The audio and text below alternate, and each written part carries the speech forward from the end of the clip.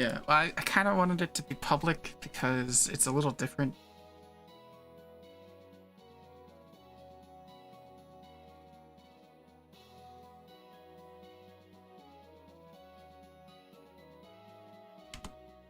Alright, here's the different one now. Delete this old one. There we go.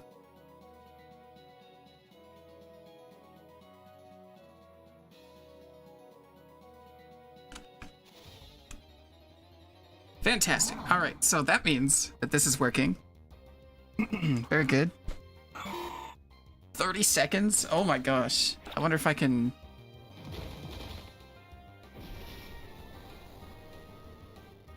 Let's see.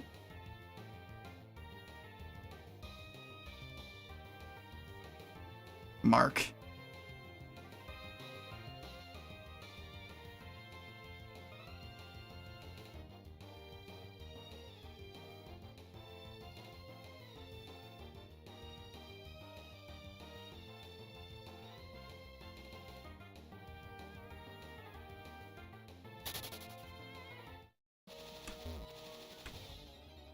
How long did it take? Is it still not happening yet? Oh my god, I just heard it! Was that a full minute?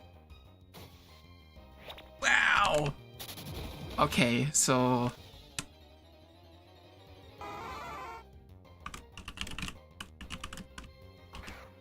Yeah. I mean, perhaps. This is definitely not ideal to have that big of a...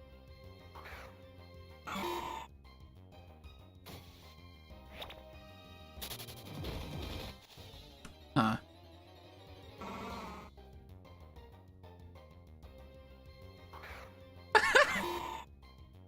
That's pretty good.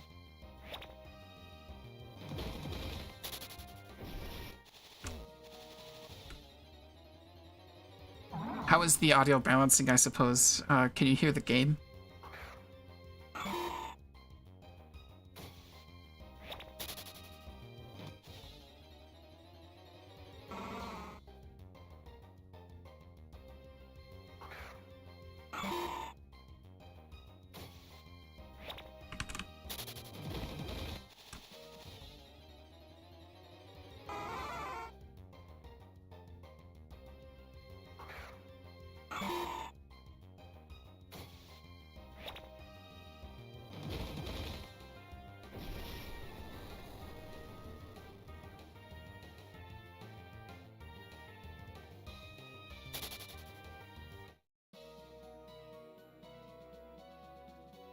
So maybe increase the game volume a little bit?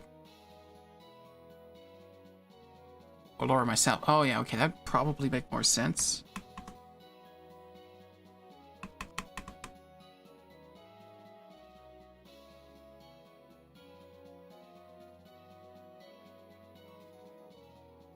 Okay. So I've lowered the actual mic volume by 3.5 decibels. dB, I'm assuming that's dB. Yeah. Yeah, so that might be a little bit better in terms of balancing things. I'm not sure exactly how good it's going to be.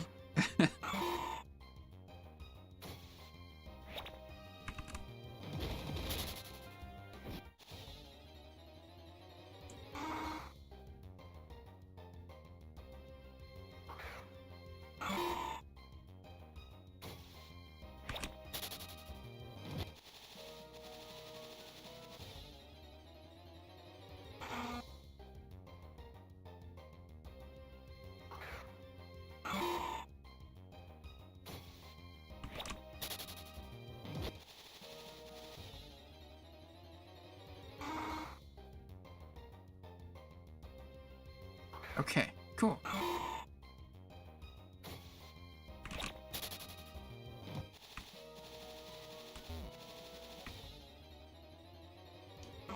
Ah.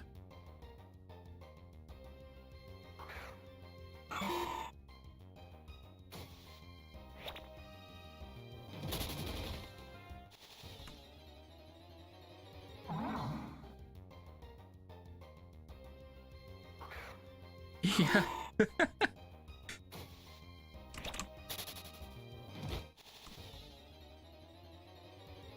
You know, Leland, you're very responsible.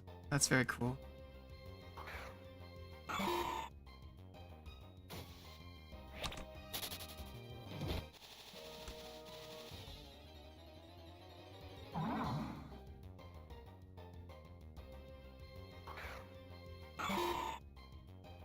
Very good.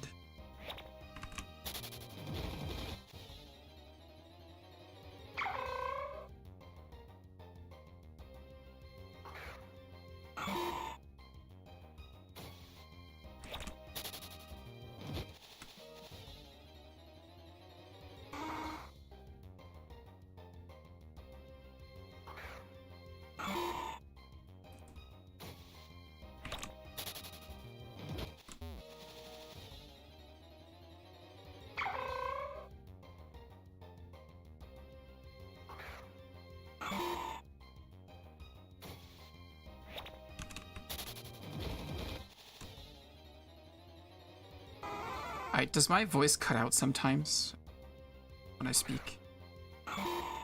Okay.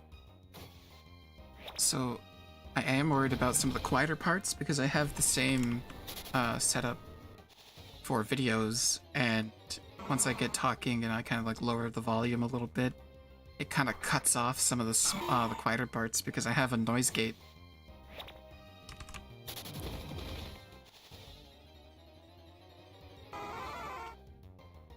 So this isn't a volume thing necessarily. It's more like if I am quieter, it gets rid of that. Like it just cuts it. It doesn't record it. So yeah, I guess, are you noticing anything cutting out or like any parts of my words being lost?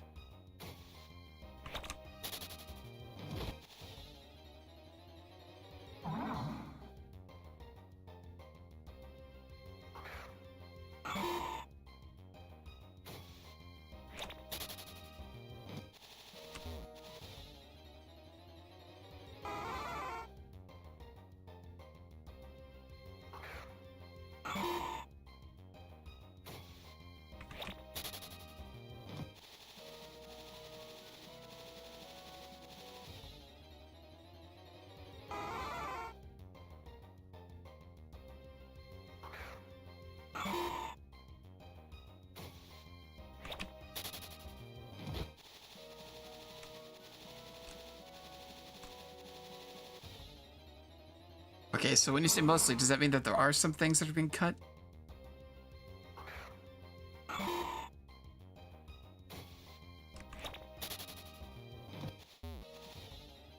So it makes like an R noise.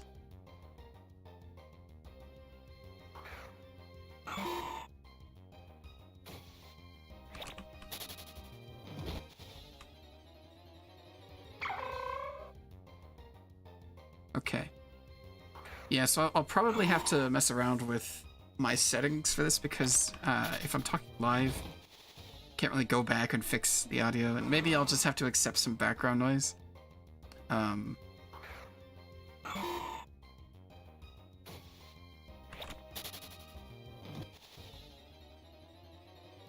Yeah.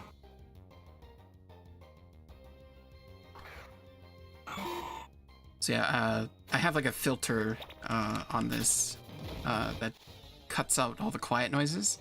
So like, if I had my fan on, you wouldn't be able to hear that, the air conditioning.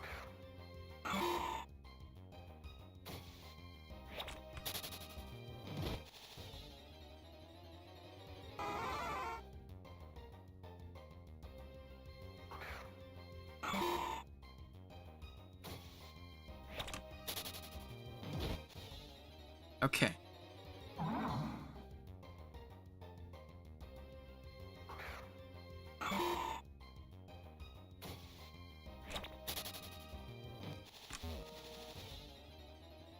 Yeah, see, I can kind of get close to the mic like this, and that kind of solves the problem because it like, well, it doesn't really solve the problem because now I'm leaning forward. Really? Okay, we don't want that. We don't want that. Okay, I'm gonna stay away from the mic. I don't want to get that close.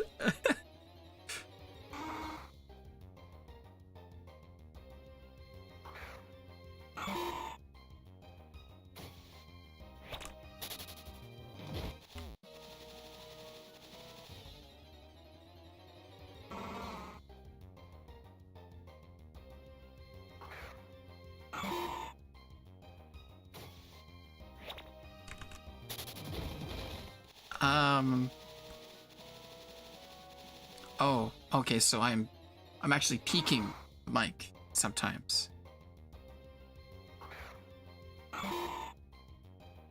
Okay. Yeah. Oh, I am. Okay.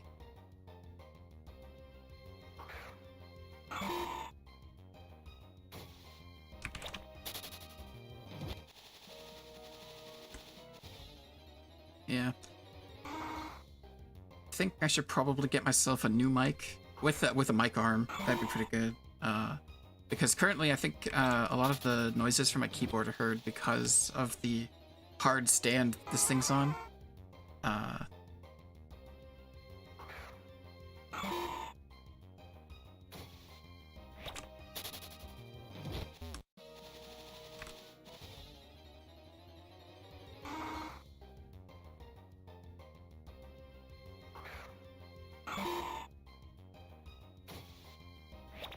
Yeah. Yeah, I tried to get my mic as close to real life as possible. That way I wasn't muddying things. I have mail. I've been given mail. Oh shoot!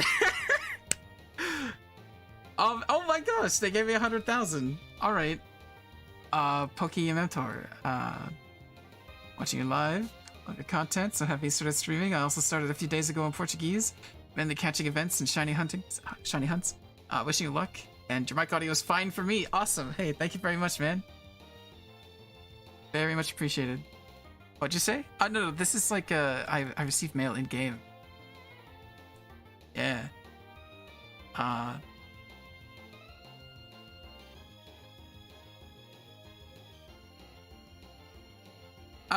No, I was just, they're watching the stream right now and hearing our discussion about, well, they don't hear you obviously, but they can hear me.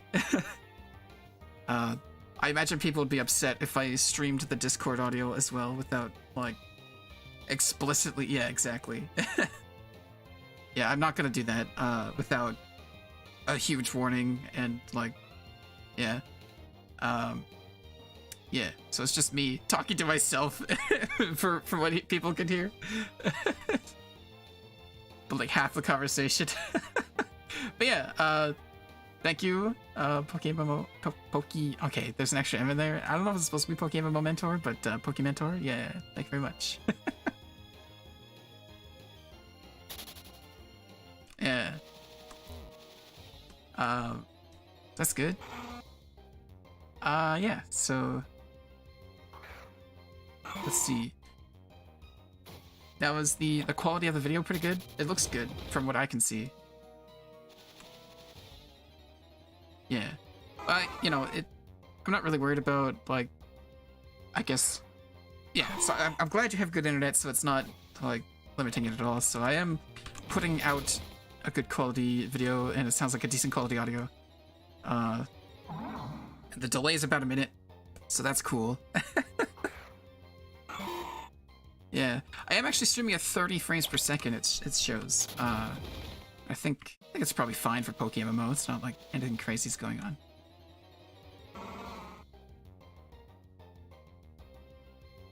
Yeah, I think it is 1080p, but actually, I should check that. I wonder if it's different. Oh, really? Okay, interesting. Oh, yeah, true. It could be that they don't want to spend the resources. Nope. Actually, my scaled output resolution is 720p. Interesting. So that's just a setting I have on my video, actually. That's not my stream output. That's... interesting. I guess it's not really a big deal. Yeah. I can maybe play with that later. 720p is fine.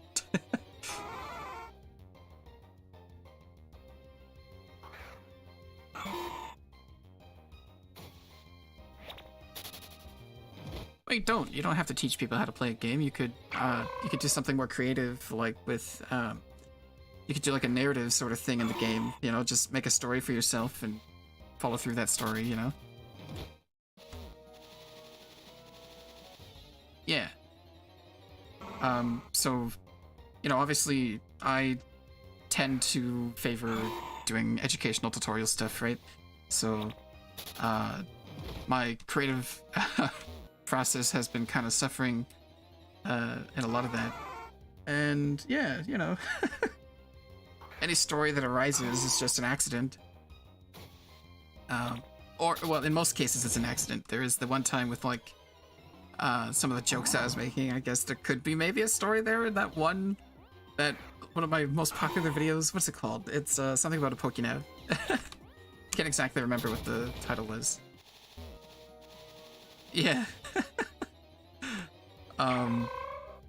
But it had kind of like a okay, I gotta check now.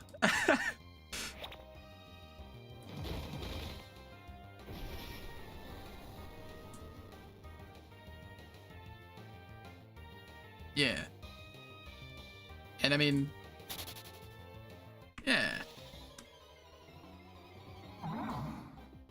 You can also offset that with like a cloud storage thing.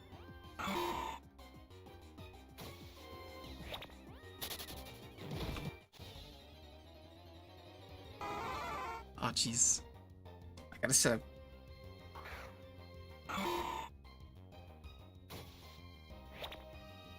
All right. Yeah, practice. I'll help you. You know, with the editing and stuff.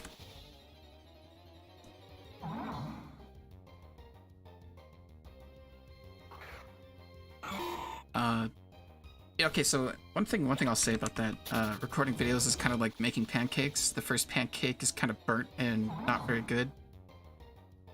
Yeah, and then you re-record it, and you kind of use the first one as like a template to educate, I guess, inform yourself. I don't know. You kind of just go forward, right? You're like, okay, this first pancake gets burnt, it's awful. We're gonna put it in the trash, or crepe or pancakes, you know, whatever you want to call them. And then, you know, the second one that happens, it's like perfect. You know, it's golden brown, it's wonderful. And I mean, in the earlier videos that I made, naturally, it's just kind of yucky all around. But I think it's always true that the first recording is never as good as the second.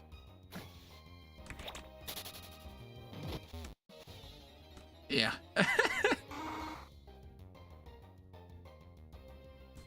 Oh, yeah. Kingdom Hearts parking lot. Is that the one where they have, like, cardboard weapons and they're just...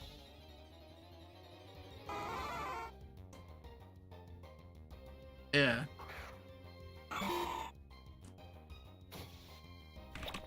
Oof.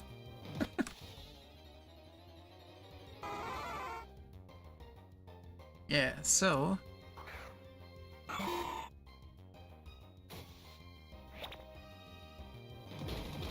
Oh, here we go. Pokédab and Pokémon, a little known feature of Pokémon. Yeah, there we go. 5.1k views nowadays. I think it's my most viewed normal video. That one kind of, like, it didn't really have a story, but it had, like... Okay, it's my second most viewed video, my top viewed normal video. A second, if you count the short. That is just... okay, so, yeah. There's a series of shorts that I made. 4 of them all pertaining to different phenos, right? So there's the one for the grass, one for the dust cloud, one for the shadow pheno, and one for the water. The water pheno has 230 views after 6 months, which is, it's not bad, but for a short it's really bad. Same thing with the dust cloud. The dust cloud has 108 views after 6 months. What are we looking at? Bartender. Let's see your bartender. Oh, what the heck?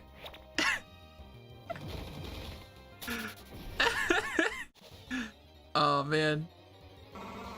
That's weird.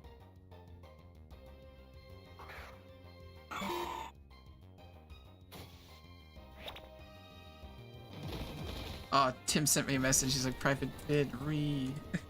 I guess I pinged him and he got to the privated one. Here we go. This one is live. Alright. Yeah, so... Oh, yes, the Pheno videos. So, they're all the same, right? They have the same exact thumbnail, except I swapped out the icon, I guess, the image for each individual Pheno. So it has pretty much the same title. It's just Water Pheno, Shadow Pheno, and then, like, so on and so forth. And then dash PokeMMO hashtag shorts. So they have the same name, they have pretty much the same thumbnail, but the Shaken Grass Pheno has 6.1k views over 6 months, and the not the Dust Cloud one. Let's see. The Shadow one also has 763, which isn't a lot compared to the Shaken Grass one, but the Shaken Grass one just, like, I don't know. It just took off. I wonder if it has to do with, like, the area, because maybe the music was nice enough, and the shaking sounds of, like, the grass rustling noise was, like... the only thing I can think of is that maybe those noises together and the way it looped were just more appealing, so people watched it for longer. And then the algorithm was like, people like this, and therefore we're going to show it to more. Yeah.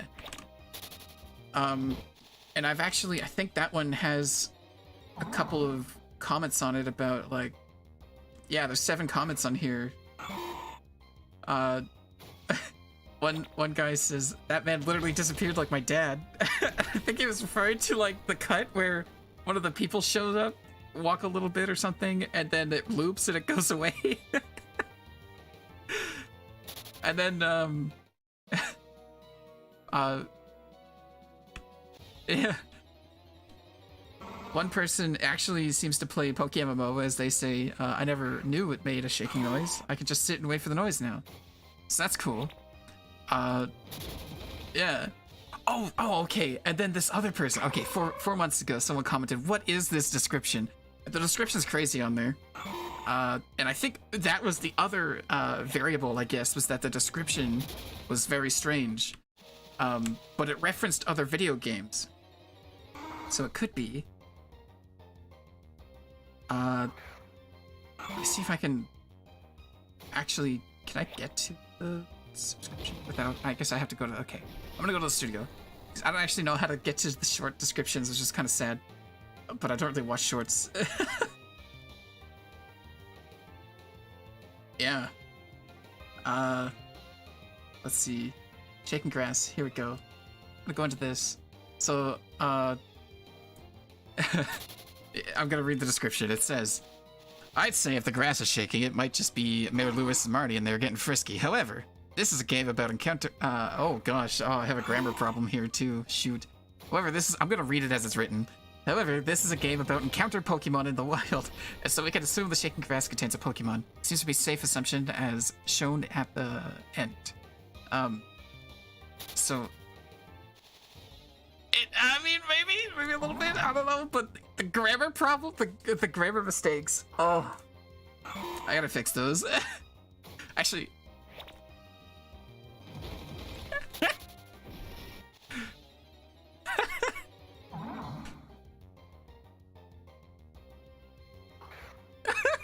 yeah, it's just, okay, so I almost fixed it, but I thought about it, I was like, well, it's doing great, it's doing great, I shouldn't change it.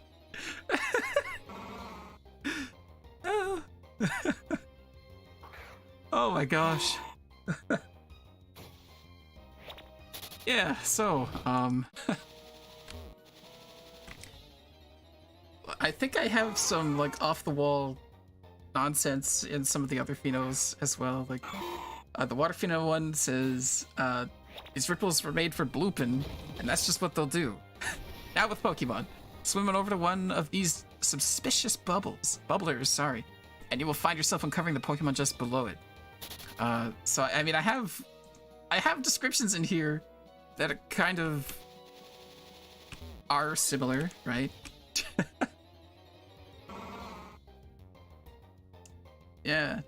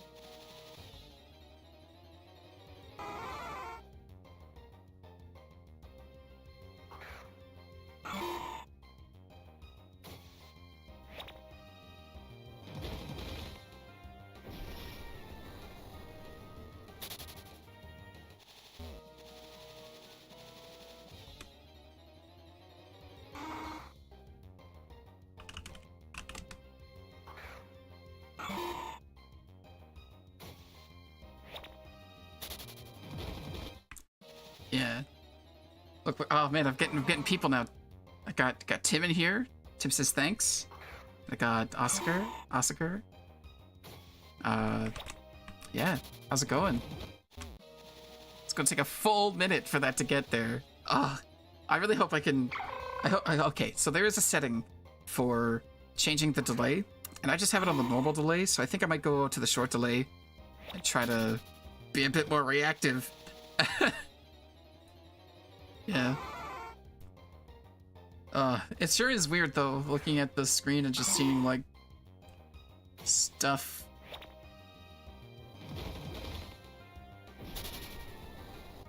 Yeah.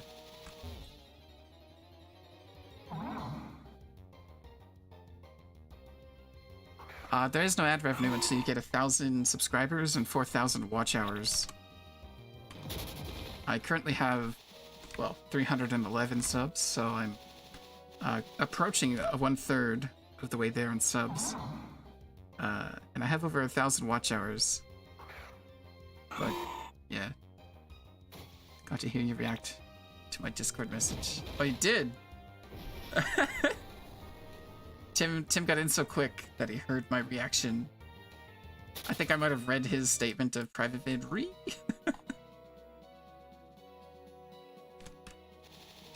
Oh yeah, I mean, I'm not saying last names, just first names, which are very general, you know?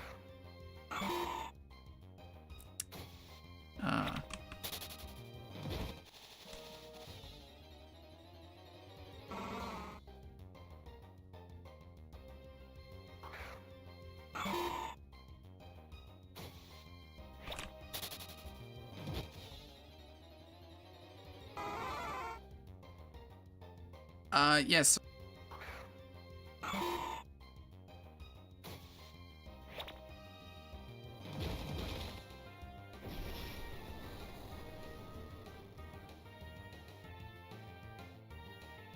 You know, otherwise people are gonna hear things that I don't want them to hear.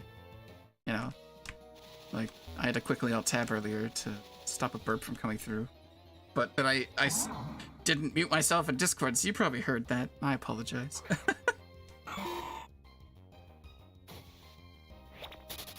Yeah, I have, on Discord, I have the, sound thing. What's it called? Background noise suppression? Yeah. How you doing? Just got, oh no! Oh, jeez.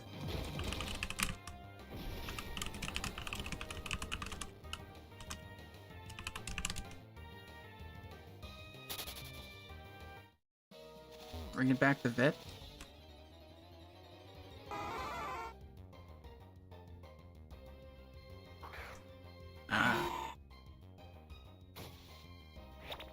Oh, I got Doom's Door!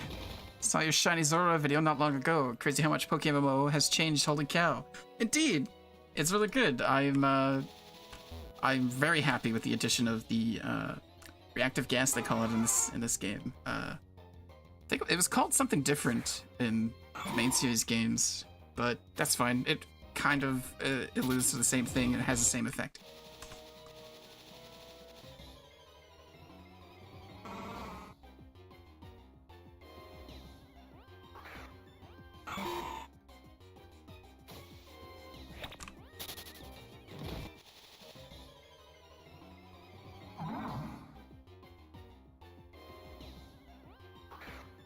Oh, you're judging my delay miss on the Discord. Oh no. It's so long. I definitely have to change it. I have to find that setting.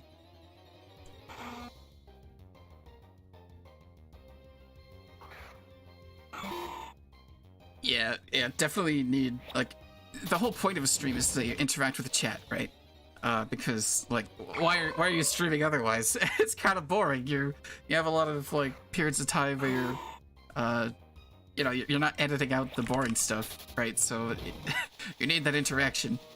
And obviously I'm not going to have that many viewers.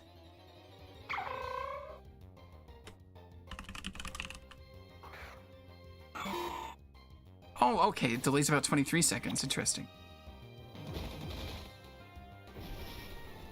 Oh, you reloaded the video to get it to be that. Okay. Yeah. It does. It's strange. I noticed this as well. I think it has to do with buffering.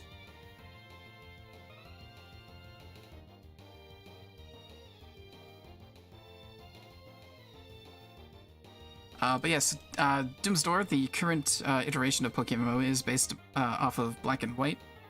Black and White 2, they are kind of looking at it as a potential for kind of adding as a base mod. At least I think that's what Petrovsky was saying. Delay isn't awful. Thank you, Oscar. And this is the moment where I admit I can't remember your name from the time that we were in Discord together. It was like Alex or something, but that might have been someone else that was in that group that night. Darn it. Yeah, I am using the username for the most part. You know, it's just like shoot. I mean, hey, you know, you can make me able to close all you want. The whole point of the stream is to have, like, you know, it's troubleshooting. It says it. This is the first word in the title. It is Alex. See, like, he said it in the public chat, and I instead of saying no, you know, he had an out. He could have said, nah, I'm not Alex.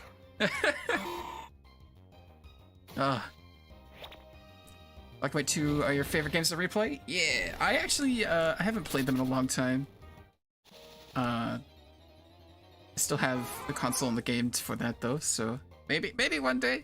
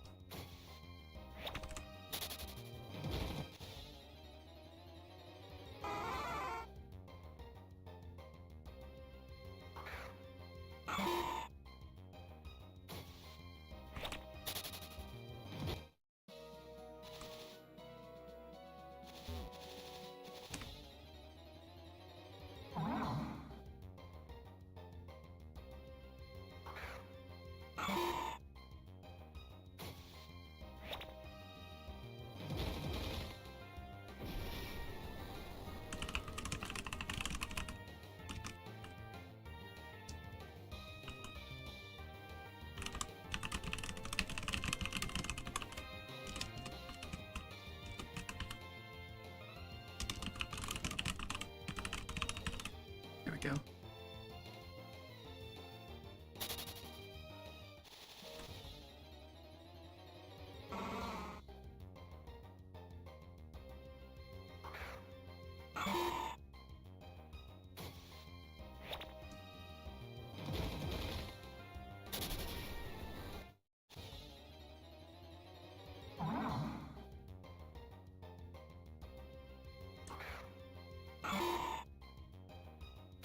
I'm glad my keyboard sounds clean. I'm gonna mute myself in Discord.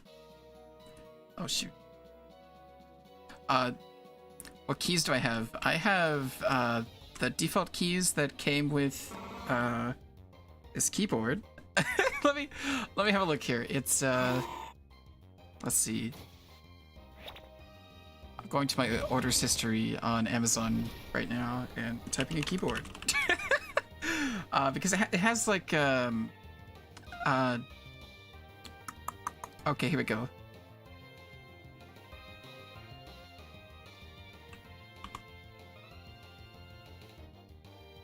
Let's see, so it's the default keys that came with this Red Dragon K556. It has, I think they're okay, mechanical brown switches. So I think they're trying to emulate the like MX Browns, I think they call them, that are like the well-known ones.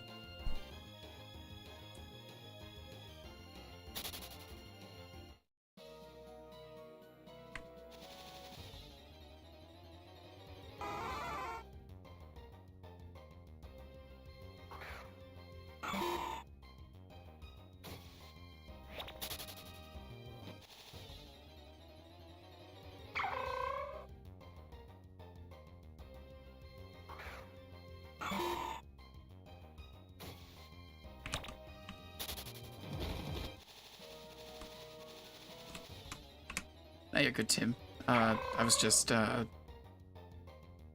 yeah, I was engaging, yes, engaging with my audience. Yes, you know, I don't think I can get super chats. At least I can't super chat myself. At the very least, YouTube won't let me.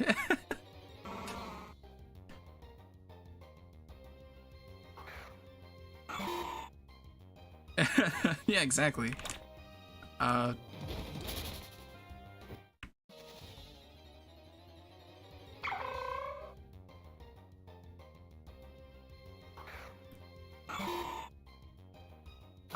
So I think the super chats are limited until I get the like partnership status or whatever. So I think I need 1,000 subs and 4,000 watch hours before I can acquire such physical capabilities. Or maybe it might be locked behind a certain number of stream hours or something. I don't know. But yeah, certainly it seems logical that it would be locked behind like the partnership program. Since that's monetization, that's what they're calling that, right? So I suppose that would encapsulate that sort of stuff as well, like memberships and super chats.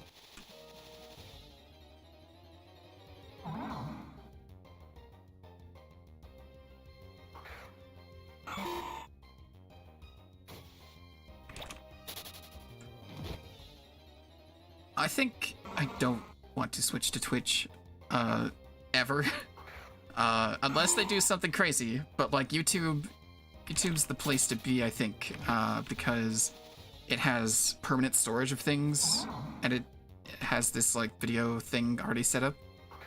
So like if you do, okay, so a lot of people that do Twitch, if they want to have success and like a more constant like trickle of income that doesn't require them to constantly be making new content and spending new hours and you know, not really having a vacation, then they have to find a service like YouTube to post clips and stuff, right? Because that will not only will that like passively when they're not online show off their stuff and advertise them, but it can, you know, generate that income a little bit for them if that's like their living. And yes, I think splitting away from YouTube when you're already on YouTube doesn't really make any sense. Unless there's a couple of things that happen. One, YouTube's features could be detrimental to whatever environment the, you know, creator wants, which is their content getting out there. But that's also detrimental to the service itself, so that probably won't happen. And the other instance, okay, so I guess the other side of the coin to that first one, before I get to the second one, is if Twitch somehow creates something that allows their content to get into the eye sockets of people more than YouTube for some reason. But I doubt that, because Twitch is more active and YouTube is active and then passive, like kind of combined.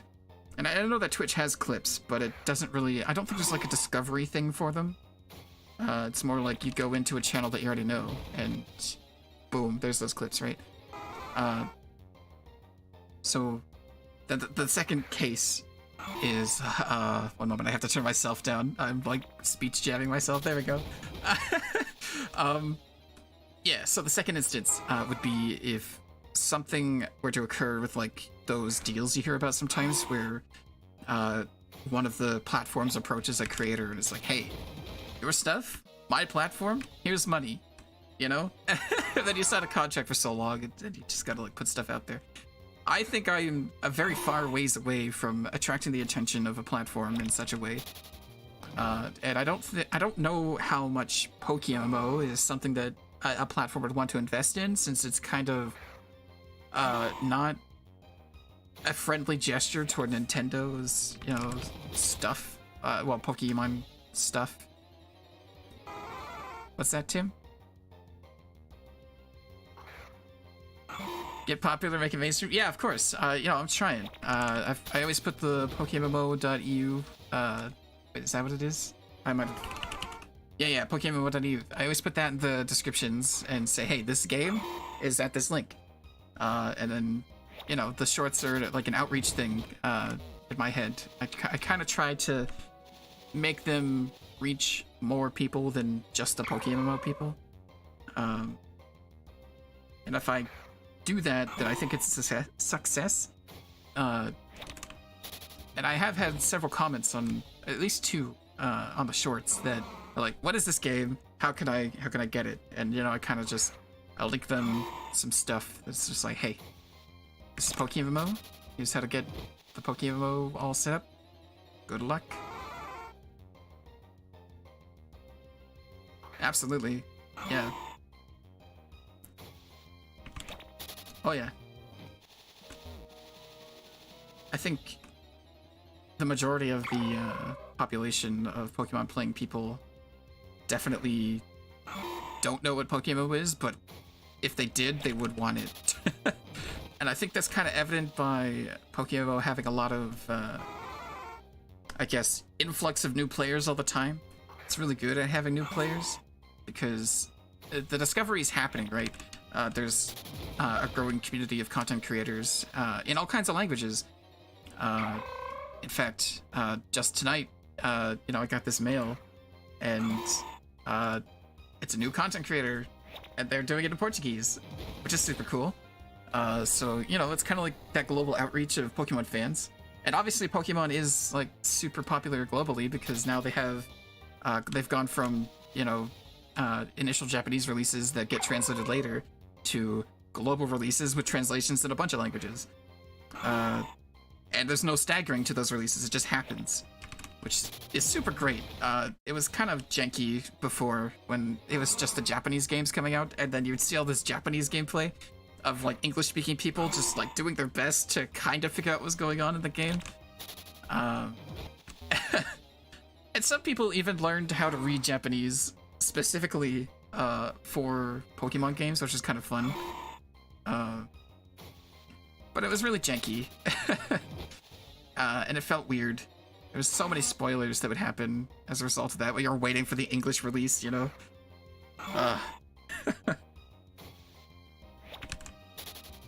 But yeah, so the, yeah, growing content creators feels good. Very excited to see... What's up? Ah, you're good.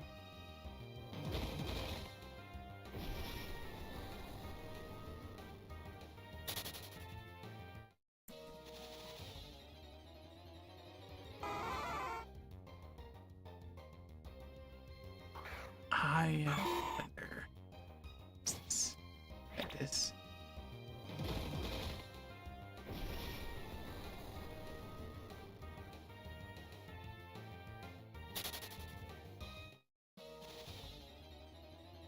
Yeah.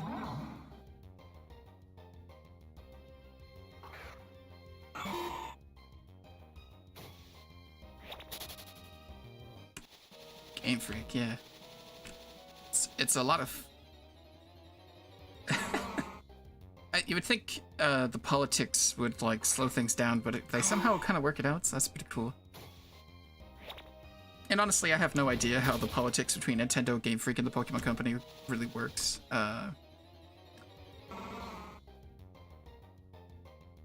Oh, so you think Nintendo is pressuring the Pokemon Company and Game Freak to pump it out?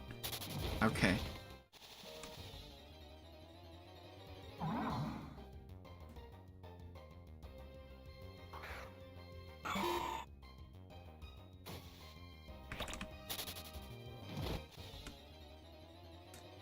Yeah, you know, I mean... Okay, so Arceus is apparently exceptional. A lot of people like it, and it brought a bunch of people back, I think, to the series because they were kind of... Yeah, Sarah liked it! So, what's that?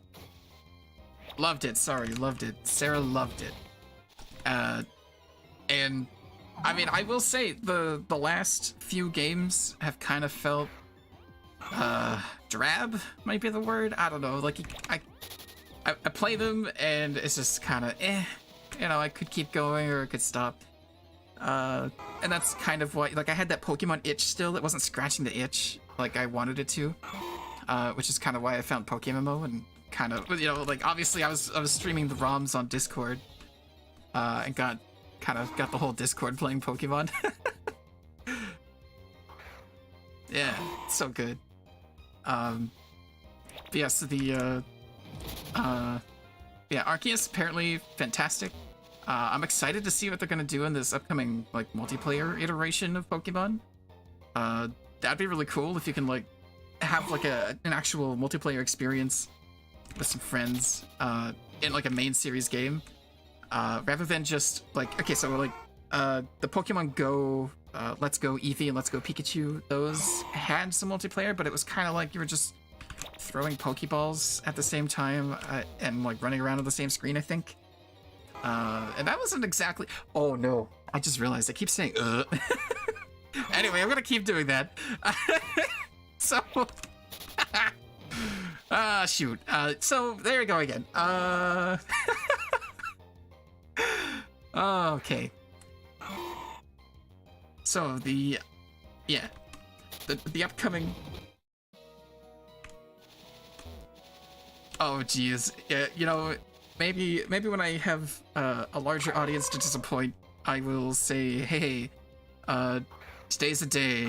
If I say, the stream ends, and it starts now.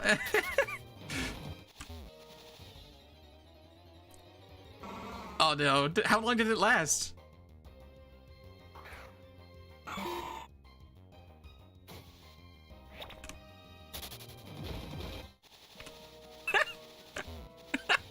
That was...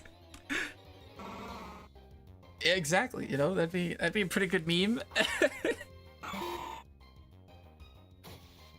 Yeah, I mean, yeah, Kurone probably, I don't know, you've shown me clips where she did like something, I don't know. Yeah, you sent me that, that's crazy.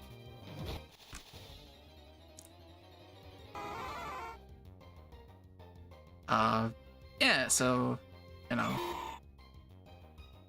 So, yeah, new games looking cool and promising. Very excited.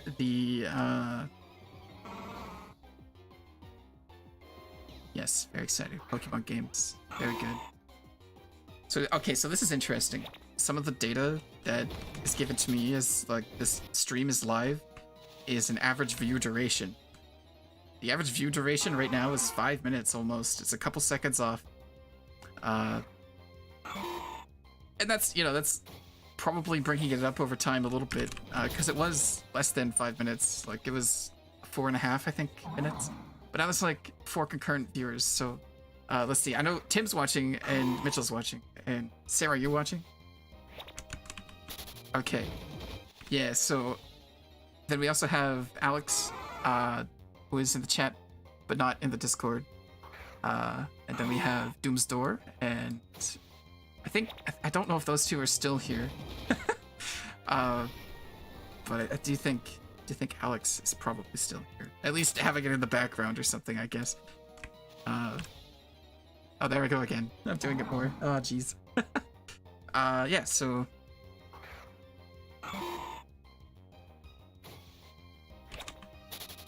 Nope. One day I will attain access to community posts. I think... Oh, man, what are the requirements for that?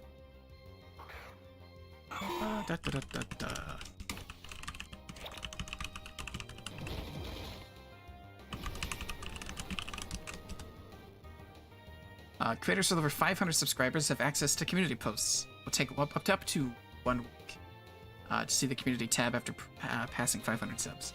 Alright, so... I mean, you know, if it's decent enough to make the post, that's fine. Because, as some YouTubers have shown, community posts are really broken in how good they are for kind of... What are you hunting? I am hunting Firo. Oh, wow, I didn't... Okay, you know, the title of the stream no longer has Firo in it. Yeah, so I'm hunting for Firo. And I'm in this location, Route 15 in Unova, because Firo here are a very common... Come on up, Pokédex, there we go. So Fearow are very common in this location. Yeah. They're also very common down here at Route 225, and I haven't gone to Route 225 yet, but that might be a fun change of scenery. If I wanted to go to Sinnoh. I wonder what else 225 has. This has some cool side Pokemon, I guess, as well. Pupitar is found here. Sock and Throw. The red one of those two, which let's see. So Sock would be a cool shiny to have because of how the color kind of gets deeper. But Throw doesn't really change all that much, just kind of gets a little bit redder. It's kind of hard to see, I think. There are Fearow hordes, you know that, right? Yeah, I know there are Fearow hordes, so if I go to the Pokédex, naturally it will show me where the hordes are, but if I horde hunt Fearow, I'll be missing out on the chance to get, what's it called? The new shiny variant. Let's see. It's in here. Secret shinies. So secret shinies do not appear when you use Sweet Scent. But if you single encounter, you have an opportunity to encounter a secret shiny. However, secret shinies only happen every 16 or so shinies. So it's like a 1 in 16 chance every time it actually rolls a shiny. It does that secondary 1 in 16 chance. So I am single encountering because I don't want to miss my secret shiny opportunities. The other thing that this does is kind of just let me stay in location without having to leave or use Leopard Berries, which I only have 492 of right now. So I think this is... While it's not ideal, it's certainly... Yeah, it's what I've chosen to do. I've kind of signed up for this.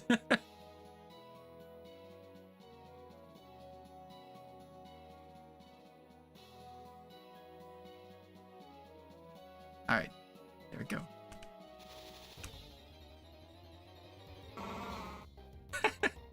That's good, it wasn't bad.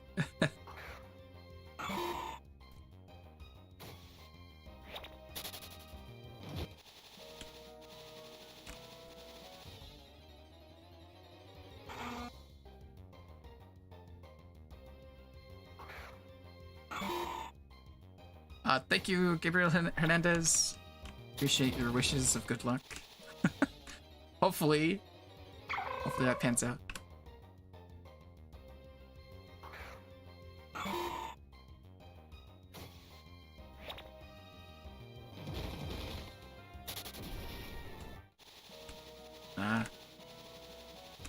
So with this stream.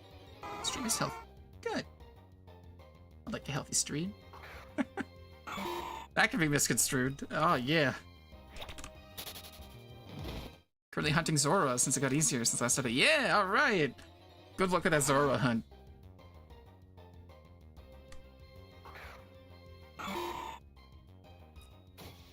I'm not sure if Gabriel Hernandez saw the video that I posted, but they're definitely using the new shiny hunting method for Zorua. Certainly a lot of people are hunting Zorua nowadays because they're, you know... Oh yeah. We were doing it the hard way though. Yeah. Oh yeah, the easier way? Yeah, so I have the video that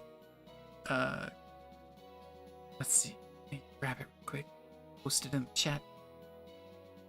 So this is the video that that's been popping off lately. It's about that new Zorua method, and it goes over the old methods and talks about their shortcomings, and then it shows in detail the new one. And it's kind of straightforward, and it actually coincides with a video Petrowski put out, kind of going into the whole, hey, you know, these Pokemon are expensive now. So coughing and wheezing are actually good moneymakers at the moment. Let's see if that's still true. Petrowski did put out that video, so, you know, wheezing are base price 12K, I'm gonna call it. Coughing, whoa, some Northwoods up there, dang.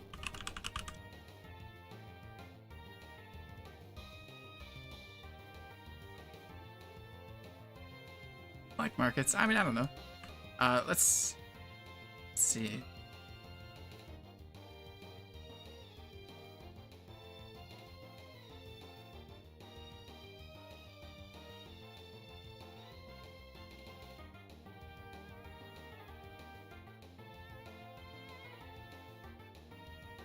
Ah, here we go.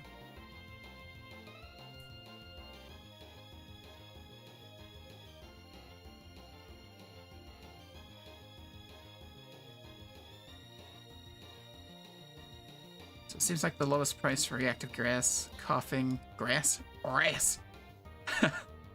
is 4,500, but that is like an outlier.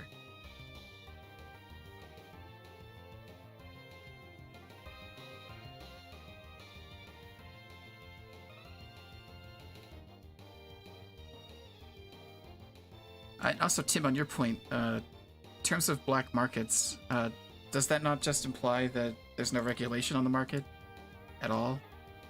I don't know if you would count this as not having regulation or not, since there's like a listing fee, but I don't know. It's not really regulation. And there's like a duration, I don't know. I think, you know, the GTL might be... I have not seen Detective Pikachu. Yeah, you guys keep saying, "Oh man," every time I kind of bring that up that I haven't seen it. Yeah.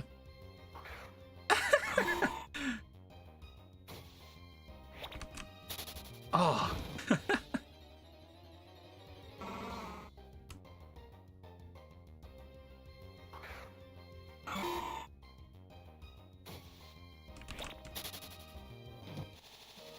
Yeah, Danny DeVito.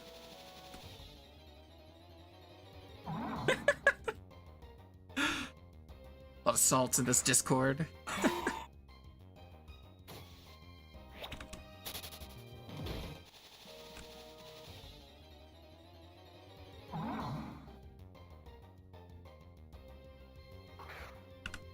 Thank you, Sour Tio. I appreciate it. Glad my voice is nice. What is that encounter screen? It's so quick. Oh, right.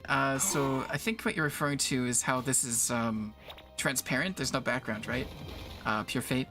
So this is a setting inside a interface, I think. Let's see. No, that's always show battle HUD, show battle damage, 2i effects. Let's see. Battle window size. I keep looking at that, thinking, oh, baby. But there's like a theme or something somewhere.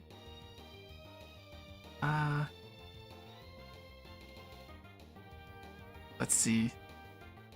Show battle background. Oh, here we go. Here's the option. Okay, so in settings, video, and then show battle background, you can change this setting here to not be checked, and it will actually have this background of like the actual game environment.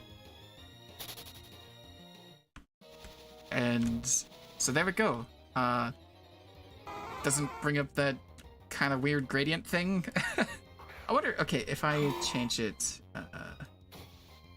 video, whoops. Check that background, save. Okay, yeah, there it is.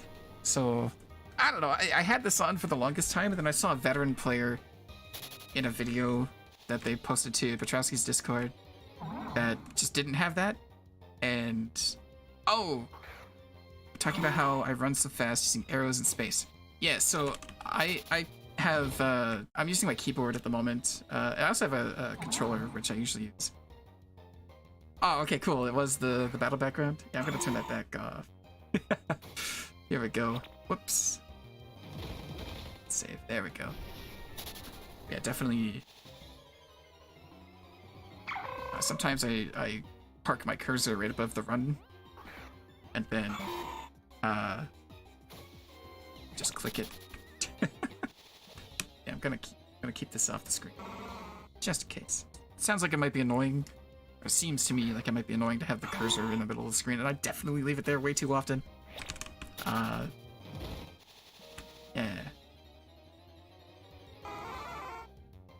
So much better. Yes, it is. It's so good. I should probably make a video that's just like, hey guys, this battle background? Nah, wait about that.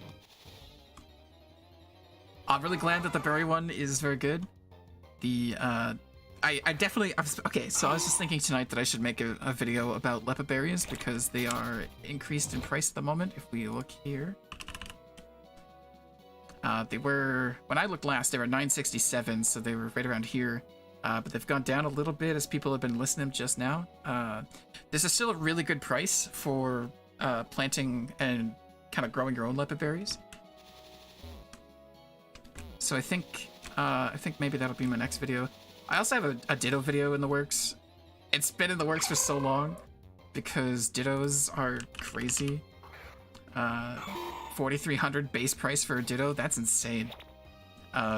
This is crazy. They used to always be 3K when I was, for my entire duration of play in Pokemon Mode, which, I mean, it hasn't been long, granted, like, started just last year, but market's going random after the event. Yeah, of course, yeah, the market's got some fun times happening. People haven't been growing berries and stuff, so the markets are inflated. So it's definitely a great time to grow berries. But then as the supply comes back up and demand kind of evens out a little bit, the price will probably go back down, especially since there'll be a lot more people growing them, as it was more lucrative here as it is now. So, yeah, it's certainly interesting. Ditto economy fell, though. During the event, it was 50. Oh, yeah, of course, during the event, it was crazy. Yeah, everybody was doing the event rather than the dittos because the money was way too good. Certainly, that's actually something, if you're catching dittos or before an event, it might even be worth it to just not sell them until the event happens, I guess. Yeah. 4,520 encounters for Swablu. Still don't have my first OT shiny. It'll happen, Pure Fate. Don't you worry. You'll get there. I highly doubt that anybody will go as dry as Petrowski did that, in the beginning. He went 8 years without a shiny, but hey. I have 2 so far. It took a while. I mean, I almost had 1,000 hours into the game. But, yeah, I mean, I got this, brass doorknob here. I named it brass doorknob because its head looks like a doorknob, kinda. And, its sockets here are kinda, like, they have, like, a keyhole in the vertical and horizontal directions.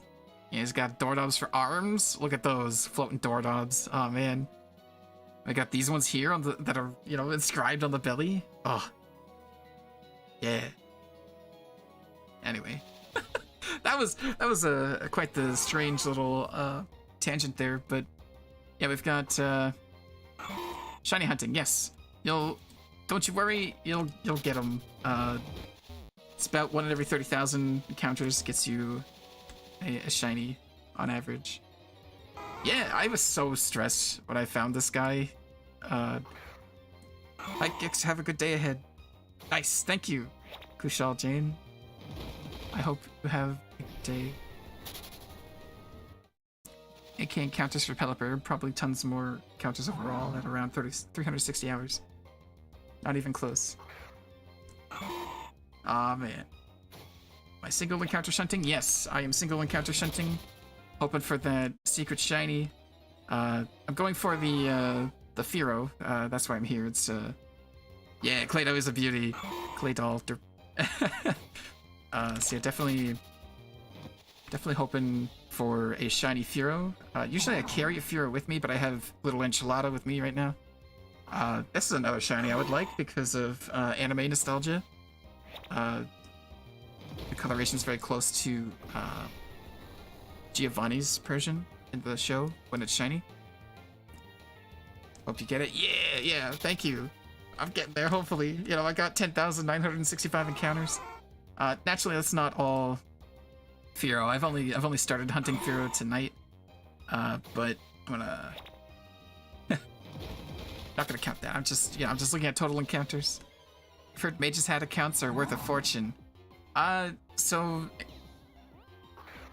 I'm not so sure about that, but I mean, it is a limited item that's not tradable, so I suppose that might be the case, but selling real-world trade of accounts is against the Pokemon policies. So I do not recommend anything of the sort.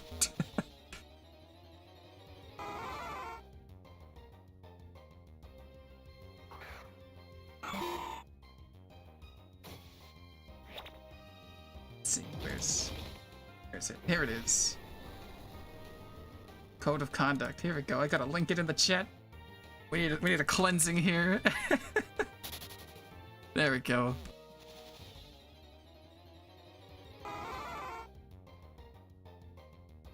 But yeah, I love the mage's hat.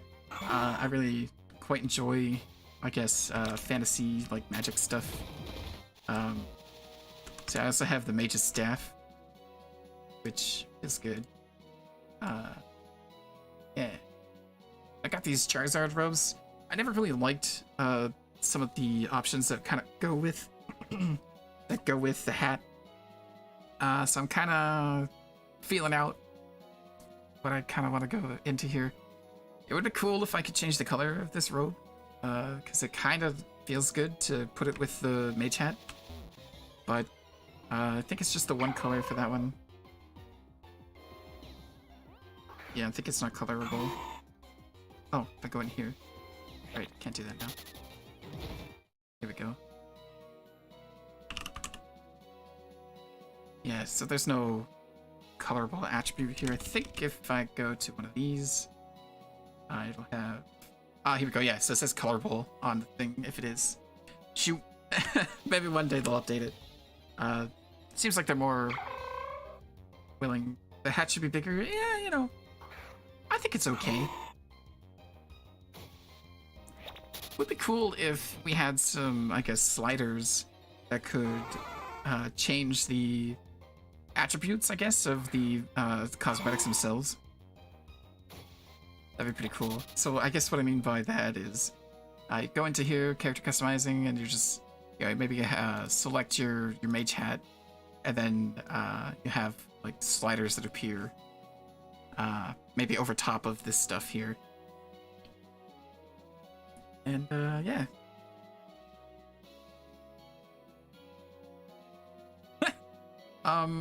Yeah. I don't know if I explained that very well, but again, the sliders would kind of like adjust the size of things, potentially, you know, maybe even have like a color slider unlocked with so to not stop the selling, let's see, miscellaneous vanity items. Here we go. So there's dies, right? So instead of having dies, or maybe, okay, the dies would add that like option on like a slider, or I guess in this case it'd be like a choose a color, and then you'd have all the dye colors that you've unlocked for that particular cosmetic. That way you can swap, like hot swap. That'd be pretty cool. But that's okay. You know, the current system is fine. 75 cents for... okay, I explained it well. Perfect. Thank you very much, Soren. I'm glad I kind of came through here. Yeah, very good. I definitely should have grabbed water before doing this. How far are we in here now? Oh wait, I can see this right here. An hour and 10 minutes. Aw, yeah. Very good, very good.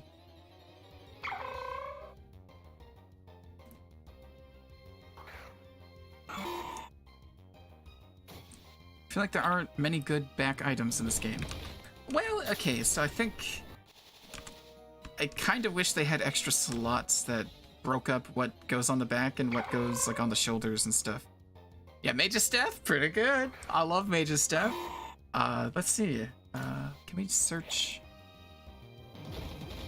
cosmetic slot? Back. Here we go.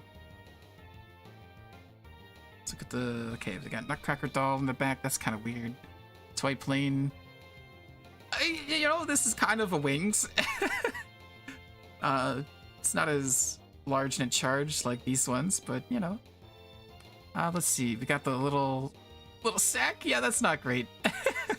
Not in my personal opinion, but you know, some people might enjoy that, perhaps. The rat tail. Yeah. Oh yeah, there's tails. Okay, so that's one thing, right? A dedicated toy, rather a dedicated tail slot might be pretty neat. Then you can have more things on your back, but also it might be a little crowded back there, I guess. I don't know. Definitely interesting. I haven't really looked at the back slot items that much because the Mage's Staff just kind of grabbed me. Need fancier backpacks. Hey, yeah. Perhaps. There were a lot of backpacks in the main series game, weren't there? They had like the shoulder bags and all kinds of different stuff there. Perhaps as the game progresses and newer regions are implemented with graphics, I guess, potentially at some point ported to 3D stuff, maybe then we'll have a larger, crazier kind of cosmetic selection.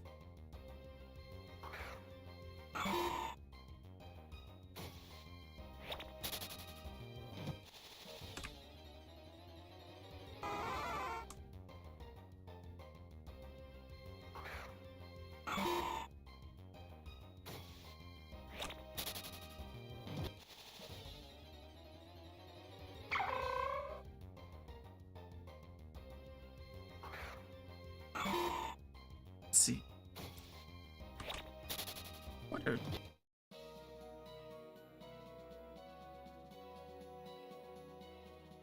Ah, I don't have anything but the Mage's Staff. Yeah. Oh, okay, you know, I kind of see what you're saying when you note that the mage hat should be a little bigger. Because I'm kind of, I mean, I'm looking at it here in the portrait, and it definitely seems kind of small, but like, in the actual icon here, it seems larger compared to the head size. Yeah. Yeah, it definitely should be a little bigger, shouldn't it, in the actual portrait? Seems like maybe if it was bigger, it might start cutting off a little bit if we actually look in the encounter screen. Let's see. It's only there for a moment. It definitely could stand to be a little bigger, yeah.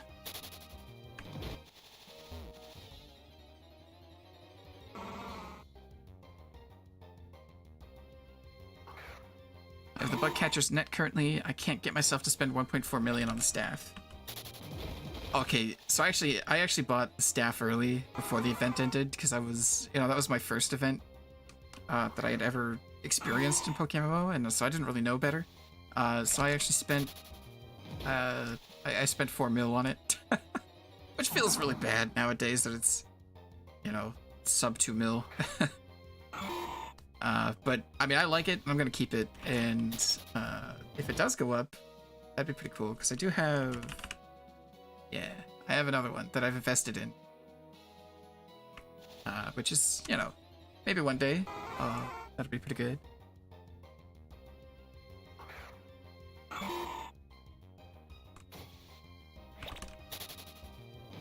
I definitely didn't buy the second one for 4 mil. I should note this. Excuse me. But yeah, the second one I bought at like 1.5 to 1.9.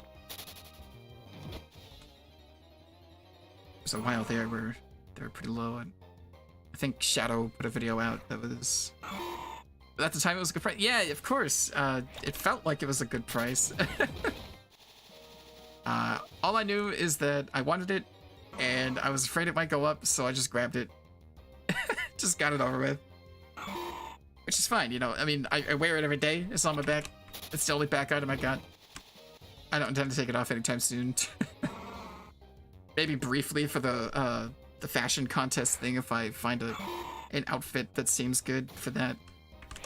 As currently my outfit is far from complete.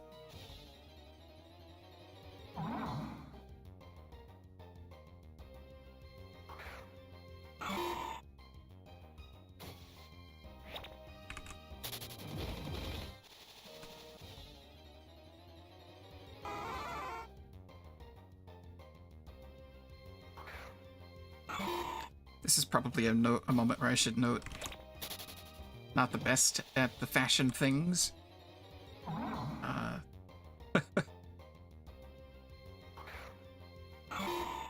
And, you know, For a while there, I didn't even have anything other than the default shirt. Best friends saw it and was like, nah, here's a shirt. And then I wore that shirt for all the time until this robe came out. I was like, I like that. I'm gonna put that on. Wearable Pokeball belt item would be fantastic, actually. I think I'd like that a lot. Be very nostalgic. Do they have a belt slot? Let's see.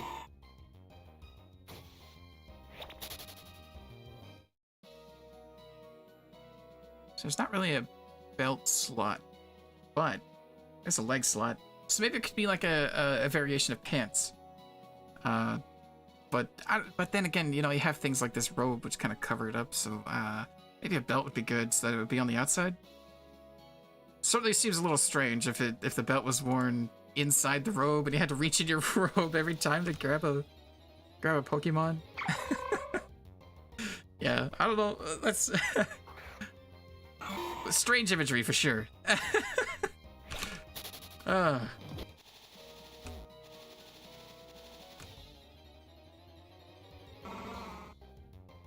yeah, that'd be super cool if it was a dynamic sort of model that had the color of the Pokeballs that corresponded to, like, you know, this one would be either red or black or something. I don't know how many pixels they could actually devote to it because the sprites are kind of small. But let's see. Yeah, there's like 1 or 2 pixels tall that they might be able, like definitely 1 pixel, but it might look a little weird, I guess, in the sprite. It definitely looked good in the portrait because there's significantly more pixels here, kind of like in a belt space. Yeah, so let's see, 1, 2, 3, 4, 5.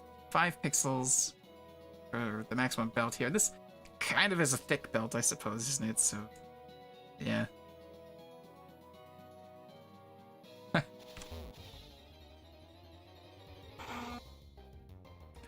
Yeah, certainly a cool idea.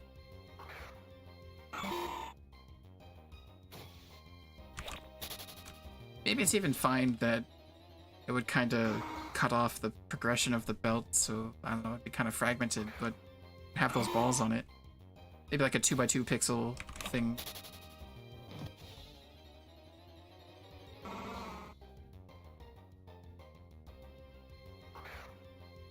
So this would probably just look like a normal old pixel, or normal old Pokeball, because it has the same kind of coloration with that little design on it, and that's a little too intricate for the couple of pixels it might get. Let's see. Yeah. Like these look very similar. I guess it would just be like a different shade, maybe a yellow on top or something. Then it would kind of look like an Ultra Ball. I don't know. Definitely interesting to continue those thoughts though. What do we got down here? Just normal Pokeball. Oh, they got a Safari Ball and dampened. Yeah. Person's got a Pokeball. Alright. Is this my OT? No, it's not. Okay, interesting. I should catch this. Huh. Can't believe I forgot. Luxury and Premier would pop? Yeah, I think this one's in Luxury. Yeah. I mean, the Premier? Oh yeah, Premier would be great.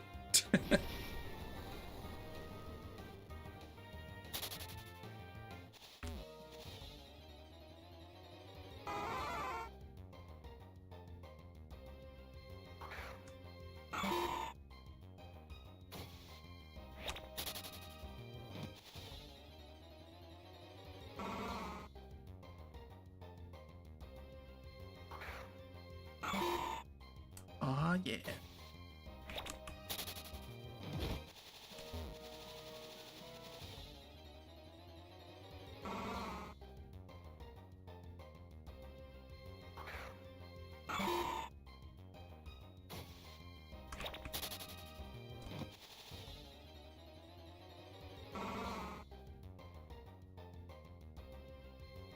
Definitely get some heavy topics in the Discord right now.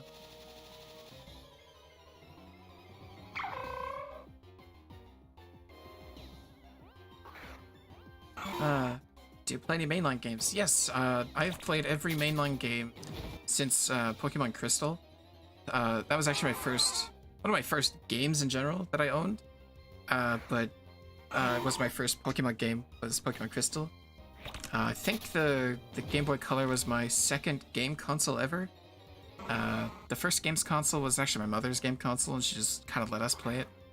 It was a Nintendo, an NES, right? So we played Super Mario Bros. 3 and Dr. Mario. What else was there? There was a few other games that we had, but I can't really remember them. It was a while ago. But yeah, then we got the Game Boy Color. Had Super Mario Brothers on that, with Game Boy, Pokemon Crystal, of course, and that kind of cemented it. You know, that was the first one, and ever since, just been like, man, we gotta have that new console. We gotta have that new Pokemon game. Here we go.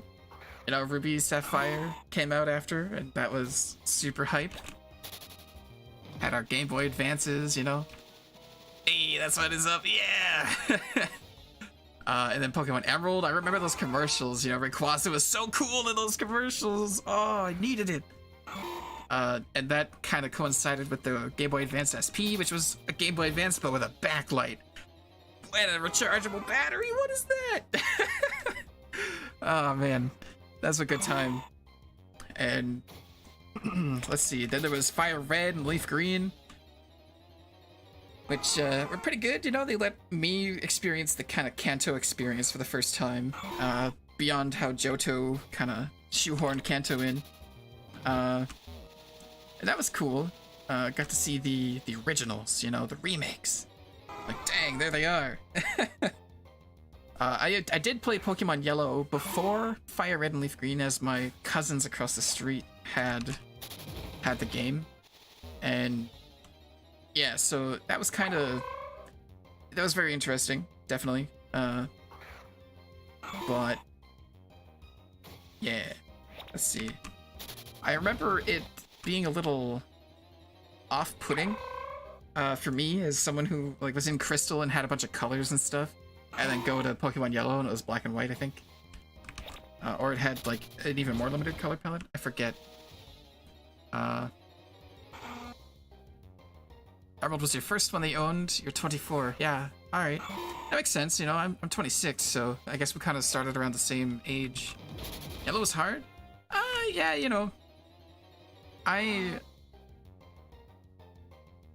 remember the type matchups being different in some way that didn't really make much sense after playing Crystal, but yeah.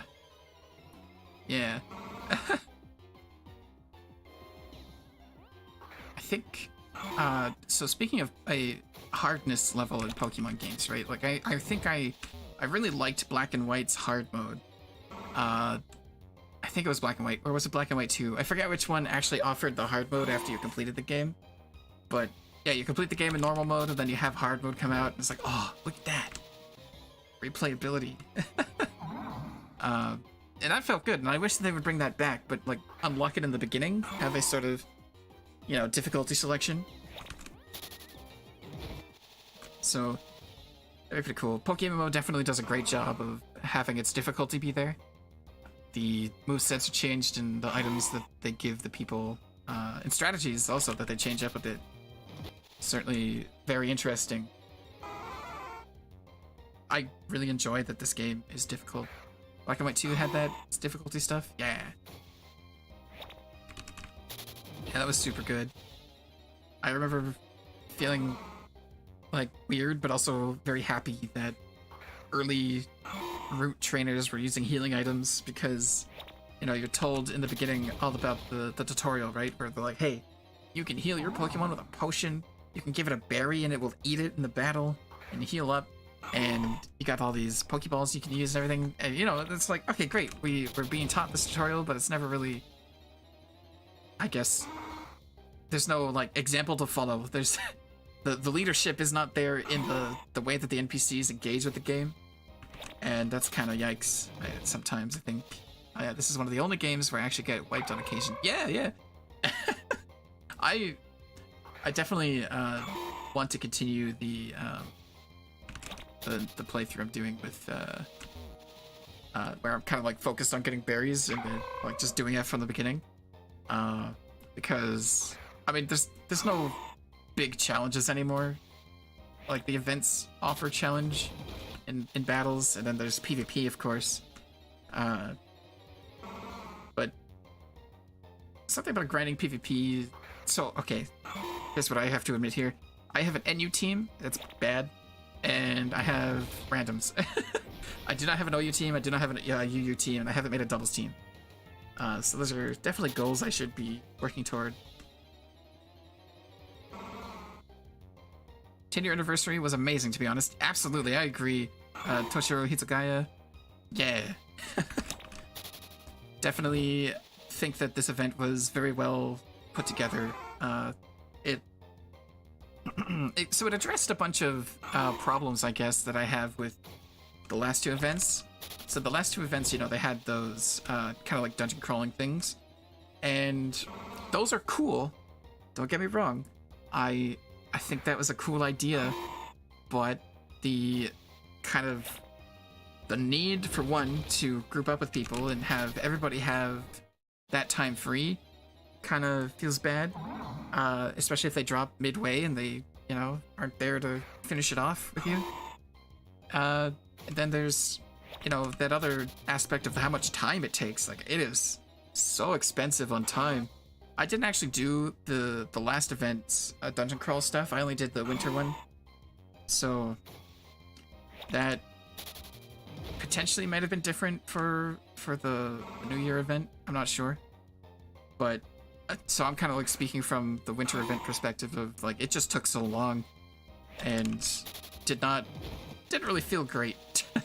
You know, you either did that or you didn't really participate except for in swarms. And, you know, that's pretty yikes. But yeah, it's like the Halloween event, I think, is fantastic in how it has layers of participation. Like, you can do the swarms and get the particles like any other event. You can track down the people and fight them. The people that are in costumes. And then you get the candies, right? And then you can use those candies to do like an intermediate boss fight that gets you, I guess, I can't remember exactly all the details for the Halloween event anymore. But I did like that there was like a mini boss that you could fight. And then there was, so yes, I don't know, the like tiered approach of it just felt really good.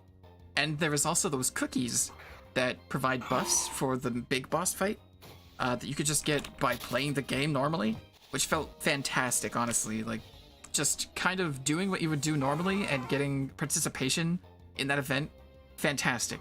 And that's something that I think was missing from the 10-year event, was the kind of extra layers. Like, naturally, I know that they were, you know, very busy trying to implement all the things. And that makes sense, you know, it was the first time this event was implemented. Maybe later they can add those layers. You know, this is just the first iteration. So, you know, 10-year anniversary event, super cool. Alphas are an interesting concept, and the, like, slow introduction of hidden abilities seems like it's enough to keep things fresh, especially if it's all, like, this kind of, like, really hard to capture, like, boss battle approach with an alpha in like a swarm, and you have, like, a certain amount of period of time to go and get it. That seems like a cool thing. And also, if they do it slow enough, you can kind of grind that particular Pokemon over and over again. Like, there was chat of people thinking about creating Pokemon that would just kind of, you know, test to see what kind of IVs the Pokemon has that you're encountering. So you kind of, like, target a specific IV, and once you get that to be a large value, you know it because of how much damage or something, you know, the move itself is doing. And yeah, so that'd be really cool, especially if there were kind of consistent ways of making sure that the level 60s had certain IVs. But I think you'd have to make a new Pokemon every time based off of the whatever alpha was released. So I don't know, that'd be kind of interesting to see how people kind of approach that. And it might even be fun just to sit there and spectate on Channel 1, you know, seeing what kind of shenanigans people are up to. And yeah. I think it would be really cool if alphas continue to be a 1 per account kind of thing. and you kind of have to rely on either having your multiple characters per actual game account, so you can get like 3 per account, or, sorry, I'm kind of mixing the words for character and account here a little bit, but yeah, single account can have 3 characters, right? Unless they've changed that, I'm pretty sure it's still 3. And yeah.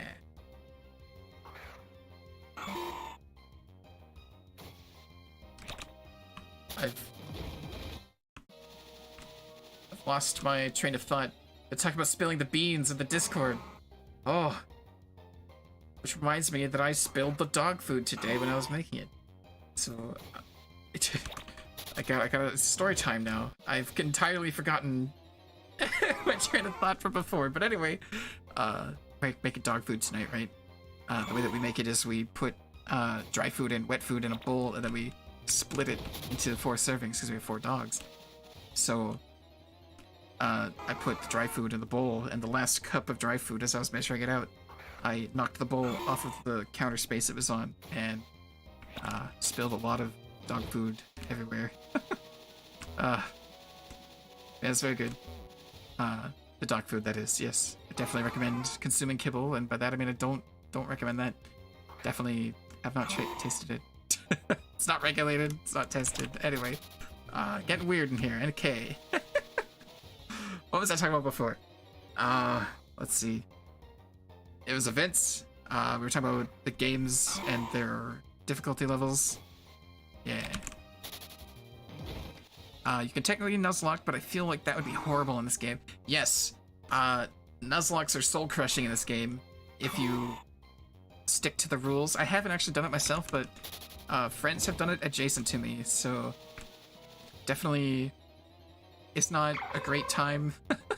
There's a lot of stalling, I think, where you get wiped and then you have to capture new Pokemon, and then you get wiped again and you have to do it again, and you kind of run out of areas, and I think you can fail if you stick to that rule where you can only get the first Pokemon in any area, because they'll just run out of ammo, right?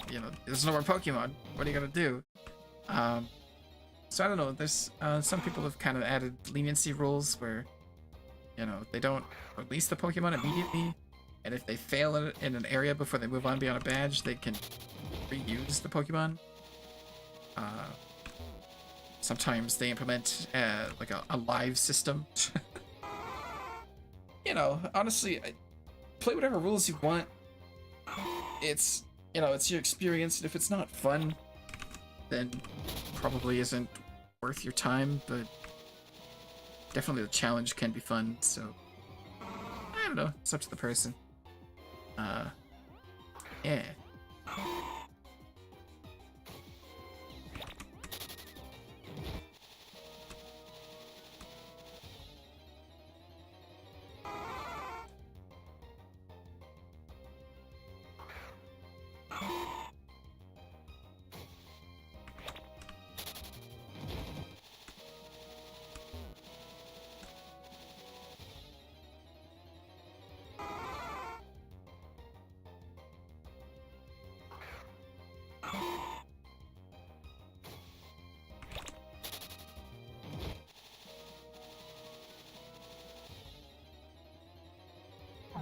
Excuse me. Let's see. We're up to 11,089 encounters. Started at 10,000 something. Let's see. 246 Furo encounters. 187 Marowak. 123 Throw, I think that one is. Maybe it's Sock, I'm not sure. Definitely doing it.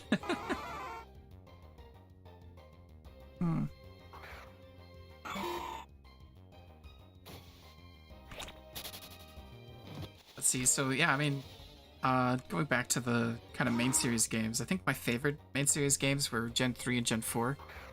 Gen 3 is obviously like super nostalgic, but the lack of development on the mechanics that is shown by Gen 4's changes really you know, Gen 4 just felt great because of the physical special split, and like the idea of having moves that were physical and moves that were special and of the same type was crazy, right? Because Ruby, Sapphire, and Emerald, the type the move was determined if it was a special move or a physical move. And that just feels bad on a lot of Pokemon. Like, for instance, in the very early parts of Hoenn, you encounter a Poochyena, and that's a Pokemon that's made to be a physical attacker. But all the Dark-type moves in the region are special, so it can't capitalize on its physical attack, which is just weird, right? So that split enables things like, so Bite. Bite was a special move in Hoenn. That doesn't make any sense. To me, anyway, I don't know, it's like, in my head, I kind of think of like the physical and the special as kind of having like an up-close and touching kind of thing with the physical stuff, and I know some of the physical stuff is not necessarily touching.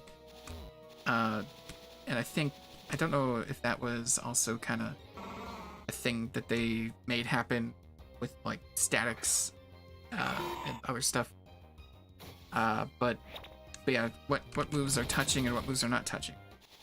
But yeah, so like, certainly to me, a bite, the physical action of biting something, is not something that like requires the special abilities, right? That would constitute what becomes a special move. And I guess the contact aspect of it makes me think of, you know, physical stuff. But yeah, that being special just kind of is weird. You know, special stuff is the, well, obviously, you know, you got the screams of various things. You know, supersonic, uproar, moves like that are either like have a status effect or are special based. Those make a lot of sense to be special because, you know, there's no contact. It's kind of like at a distance. Yeah. I'm trying to think if there's any contact moves that are special based.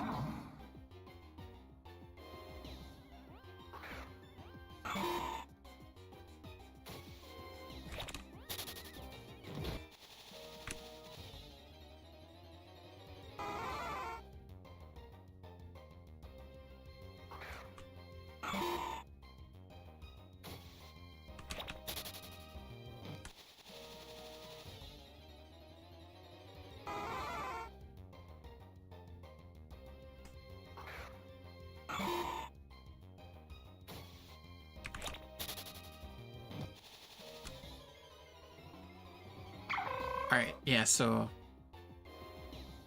Sinnoh is really cool.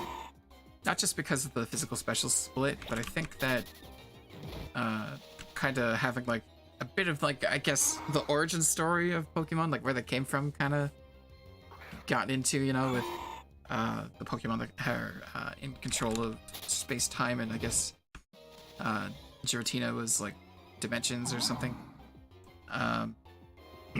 And then obviously, you know, Arceus being the Pokemon god. Like, cool, we have deities that we can kind of trace the creation story to. And I think, let's see. Ah, mosquito. Oh. Shoot. But anyway. Let's see. I do think that was kind of a shift a little bit in what a legendary is. If I think about it, like, you know, before we had Mew, and Mew was kind of like the genetic ancestor or something for all the other Pokemon. Let's see. Mewtwo is artificial. And yeah. I don't really know where I'm going with this. I'm just kind of thinking about the progression of legendaries. I guess legendary birds were kind of deities. Like, huh. Certainly super powerful, at least. They were definitely worshipped, if I remember properly. They had the towers built for them. Or at least, you know, Ho did. Oh, Ho and Lugia, I think, actually. Did Lugia have a tower? Was that the burn tower? Oh boy. It's been a while.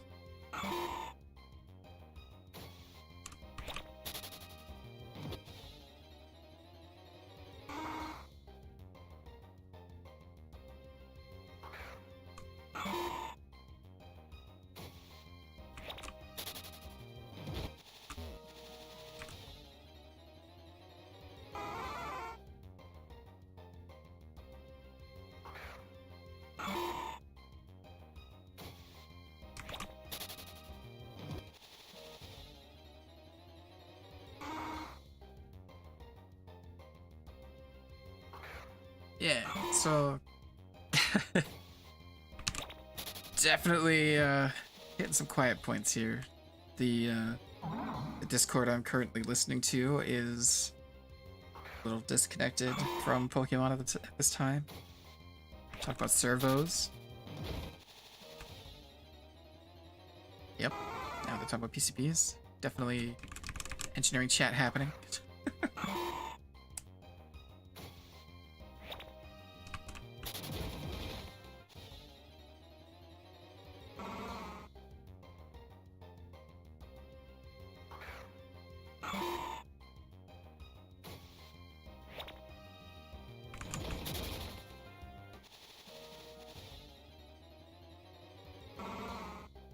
So how's it going, people that are still watching?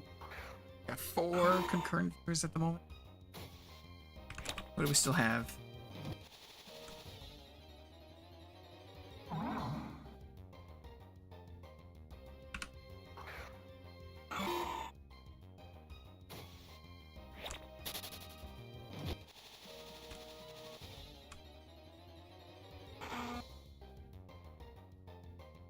Guys are finding big bugs in your in the room that Greg hangs out in.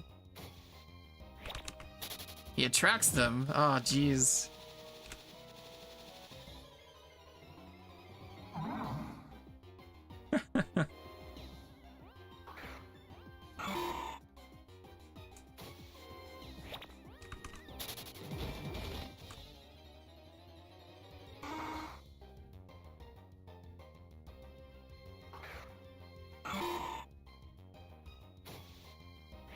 Oh, plop. As in, like, something fell off the ceiling and it was large enough to make an audible noise.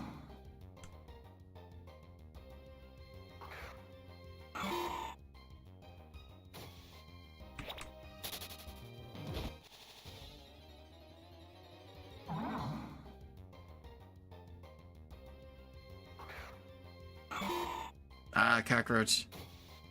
Nice.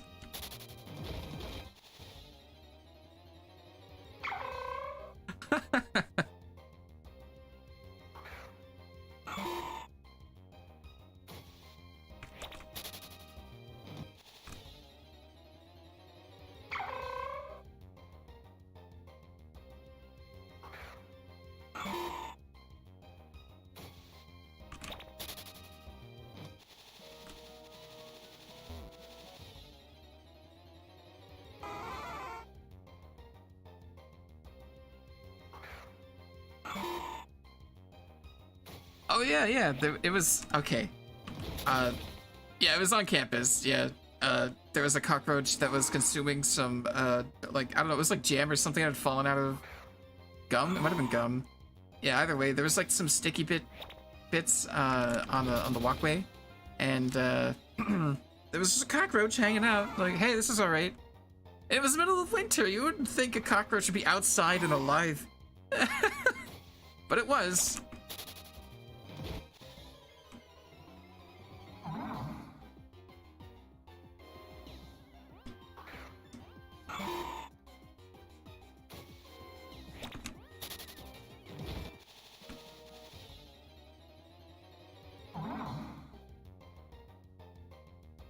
Oh yeah. Mitchell has a lot of experience with pests.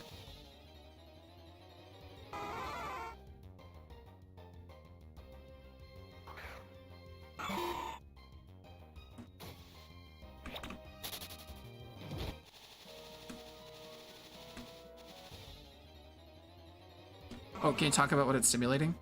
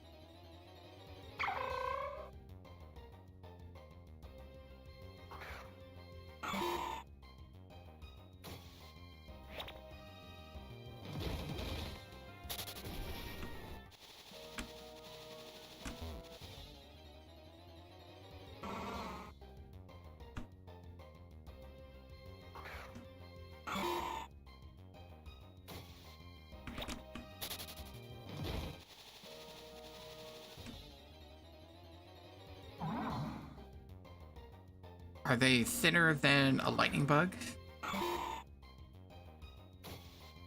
Same width. Okay.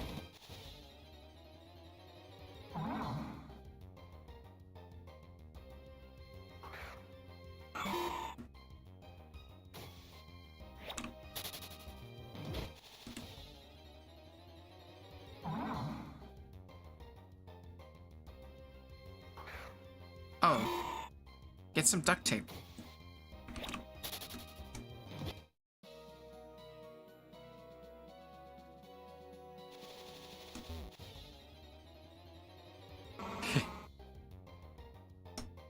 Oh.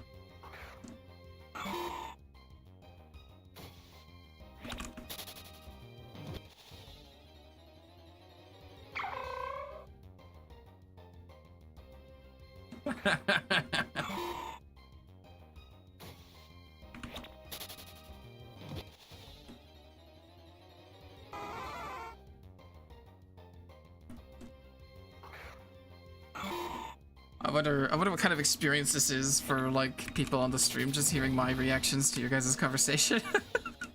You know, there's no chat happening right now, so I haven't had any thoughts about what to chat about. What happened, Mitchell? Oh yeah, it's still, I mean, yeah, I got 6 viewers right now. It's pretty good. Yeah. It peaked at 9 briefly, but I think 6. It's been pretty stable at 6. Yeah, just kind of. I think this is more like a background noise kind of thing for peeps at the moment. Not sure. Yeah, so yeah, I guess it's kind of like feeding into the question of what kind of experience is this with, like, just hearing my side of the conversation with things that I say in response, you know. Especially when we're jumping around, you know, talking about bugs and then talking about engineering and talking about bugs again. And then, you know, duct tape? What's the duct tape for? What are you doing with it? Wait, you are actually streaming now? I am, Zathrin! I am! Here I am! I'm streaming! I'm live! It's public! This is my first public stream. Second stream overall on YouTube. The first one I did was unlisted, and that was a long time ago. Probably several months now at this point. So this is probably the third time I went live tonight. The first two, well, the first one, it was very broken. The second one, I timed out and my username was up there briefly, so I don't know if anybody saw that, but I privated it immediately because Shadow had a problem recently where he posted a video with his username in it, and yeah, that was not great. People started trying to password reset him. Yeah, how you doing, Zathrin?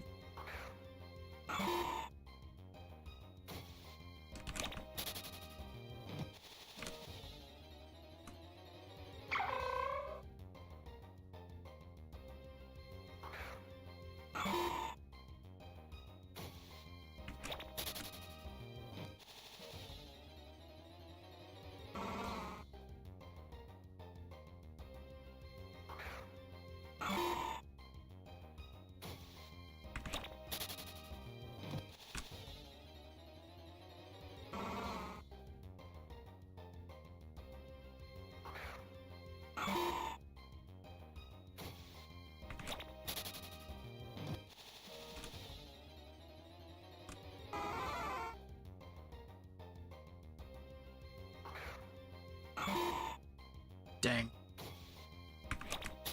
What's gonna free up space in your computer, Tim? Deleting all... Oh, like your downloads folder in general?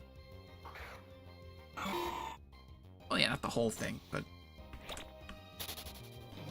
Yeah, as I say, you probably don't need, like, unused binaries and exes and stuff. They're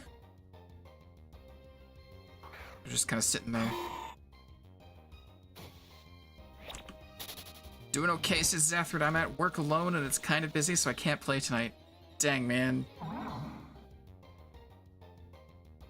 If you're at work alone, though, is that why it's busy? Is it because there's nobody else there to assist with whatever you're doing?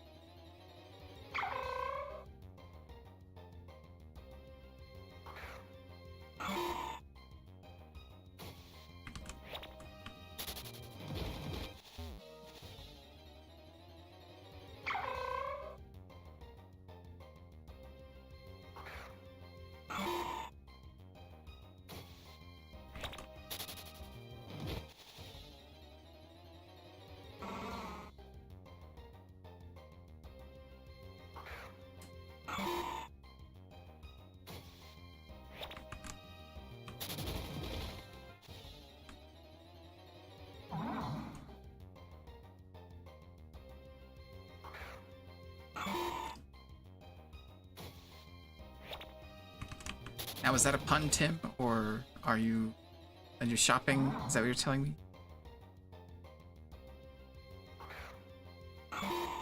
Ah. Alright, Zathid says, no, I build computers to support them. Got 3 really big orders this month. Oh, dang. Okay, that's cool. Glad business is popping. But yeah. Is this a common occurrence that you get big orders in a month, like 3 of them back to back, or would it be more common to just have like 1 or something?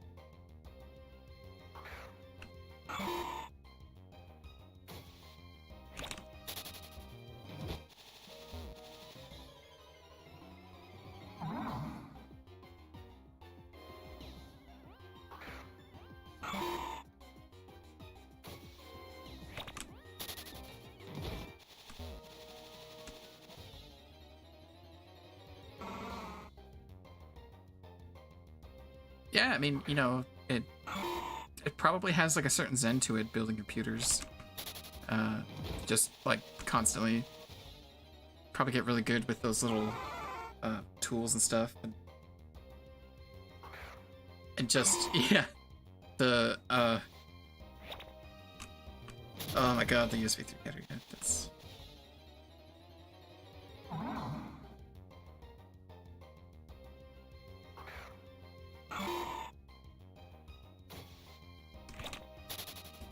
Ah! Yeah, I'm glad it came to you.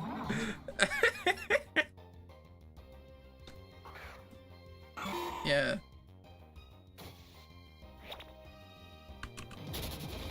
Zathard says, I don't know, I've worked here for like 4 months, and normally I'm just here for when stuff breaks and setting up new software. Ah. Okay. So it's kind of like everybody's swamped and you're kind of helping out with something you wouldn't normally do. I gotcha. But yeah, so...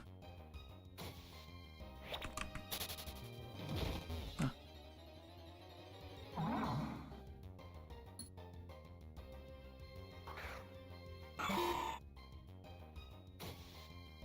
Yeah.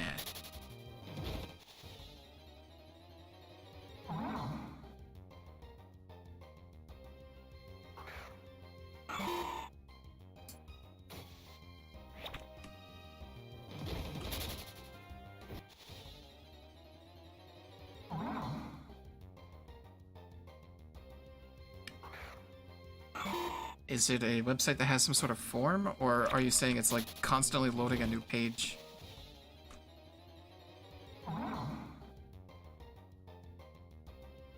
Yeah, I hate that. That's super shady if that's just like, nah, you can't use the back button. Get out of here. You gotta like... Oh, the other thing is, you know, when it loads the page like 20 times, and it, like, anytime you go back, it, like, it keeps going forward in the loading process. So it's very strange. I just, like, I understand it. Like, you don't want the people to leave your website. But also, god dang. That is pretty yikes. Alright, Zathard says, I mean, we build up the computers, but it's normally do 1 or 2 a night, as long as it doesn't look like I played PokeMMO for 40 hours a week. Yeah!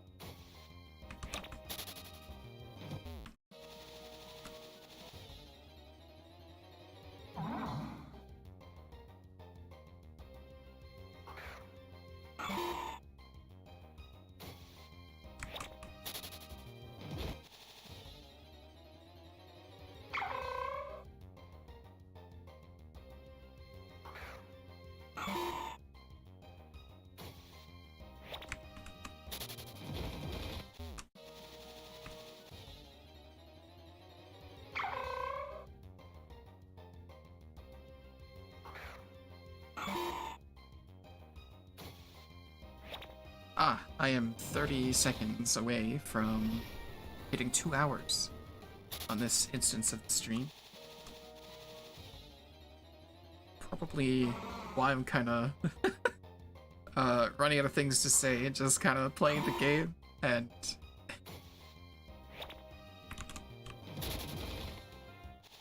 yeah, Zathard says, what are you looking for? Or what is the hope? So I'm hoping to get a shiny Furo because I really like the utility that a Furo offers with False Swipe Payday, Swift, and there's another move that I am forgetting right now. Oh, Thief. Yes. So it has a lot of great just carry it around kind of potential, and if I get a shiny one, hey, that'd be pretty good. If I get a secret shiny one, that'd be really good. I don't know if there's any sort of visual distinction in the shiny mod for a secret shiny just yet, but I imagine eventually there might be.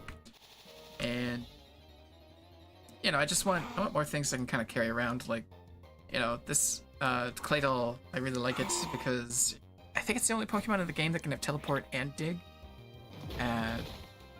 So yeah.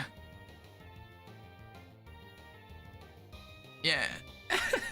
It's like, this is super efficient for avoiding ocarinas, which I've been getting more of lately, just because of the event and being lazy.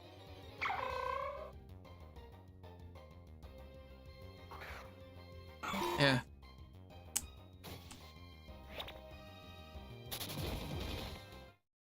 Let's see, what do I have now? I've got the Cut, Defog, Surf, the Fly Ocarina. Yeah, so like, you know, these are kind of not great to just kind of have around. Oh, here's the Fly one. Surf is a good move, and I even have it on a Pokemon in my party right now. This is a temporary thing, though. I just wanted Surf to train up my Kingdra. I actually want Hidden Power here. I think a Fire, a Hidden Power Fire or something.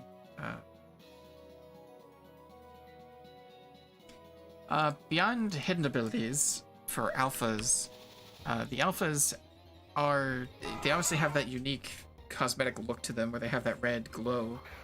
They're larger than other Pokemon when they're following you, and they have like the lowest stat that they can have in an IV is 15, and so overall they have better stats than any other Pokemon.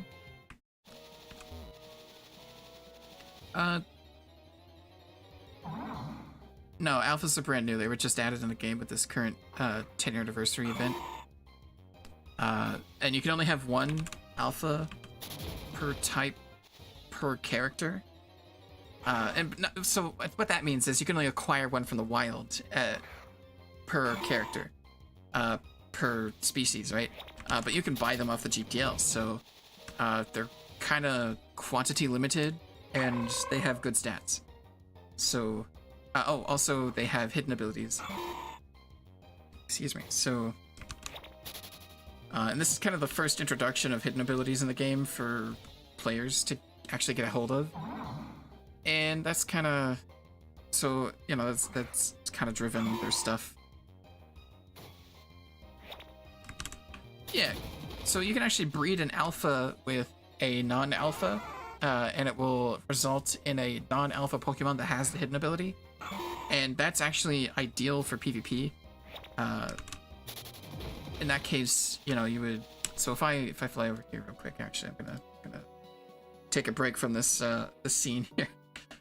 If we go over here to the Pokemon daycare, we can bring some Pokemon together and kind of show off the alpha breeding mechanics. So if you have one alpha in the breed and the breed would result in a different species, it is not going to have the hidden ability, and it's not going to be alpha. But if you have two alphas, then it will result in an alpha coming out of the egg. So let's see, I'll go ahead and drop Kingdra. This guy needs to be healed anyway, so I'm just gonna move this spot. So they're not rare like shinies, Mitchell, but they so they're guaranteed encounters, right? So in this event, you had to beat a boss, right? You got yourself one of the first, like, the Gen 1 starters. I chose Squirtle, and I actually got really lucky. I got a modest Squirtle with 31 speed and 26 special attack. I low rolled on physical attack, which is fine, and HP, which, you know, not ideal, but that's fine. I have really good stats where I really need it. Clip it. New video here for tutorial. Yeah, you know, I probably I'd probably want to make a more proper vid for, you know, talking about alphas and like what an alpha is and everything. That way it's kind of more concise and you don't have all this one-sided conversation stuff happening that I'm kind of doing right here to kind of fill space. But yeah, you can see that this Squirtle has Rain Dish ability, which is its hidden ability. And so this hidden ability is here on the gym, and you also have this indicator of alpha. So you can kind of see this has like a red glow to it. And if I take this, let's see.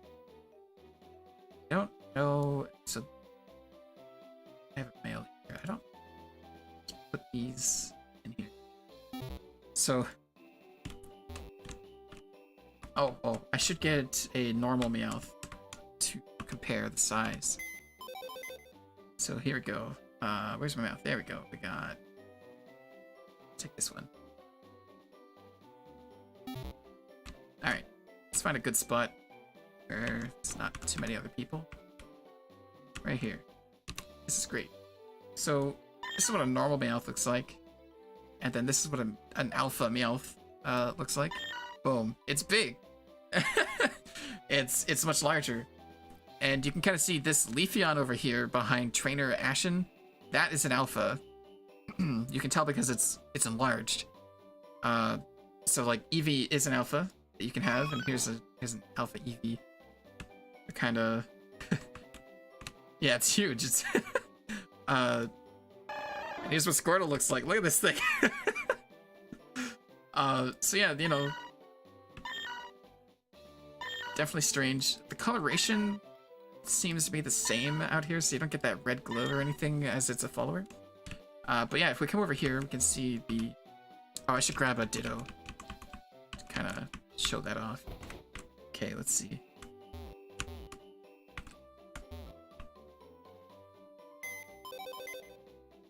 Let's put this away.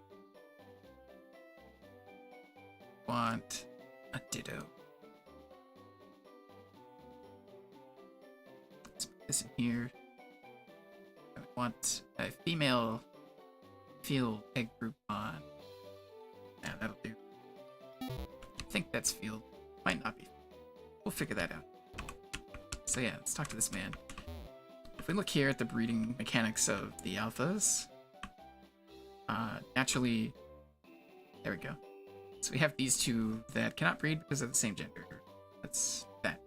Alright, so an alpha breed with an alpha will result in an alpha with a hidden ability.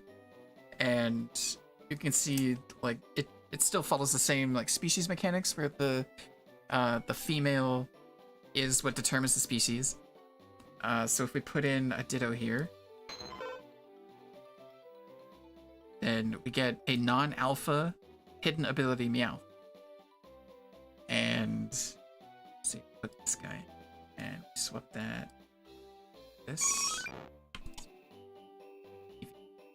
Yeah, there we go. So they can breed. So an alpha that is a male will not pass on the hidden ability because the idea is, like, the only hidden abilities that are in the game are the ones that are applied to the current existing alphas. And I think Darmanitan, technically. We look here in the hidden ability. Yes.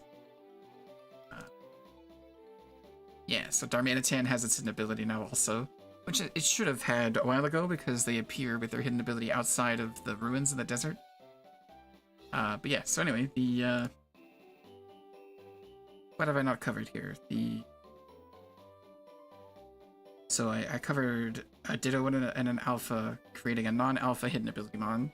The two alphas breeding together to create an alpha hidden ability mon. And yeah, obviously this one that's on the screen now, where if you can breed an alpha with a non-alpha and a female version of a non-alpha that doesn't have an alpha. That actually, okay, so that's a good thought. Let me grab a female EV. I wonder if the species stays the same.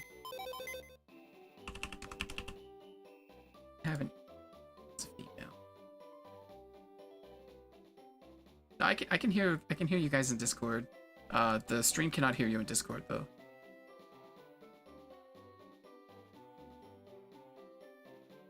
Yeah.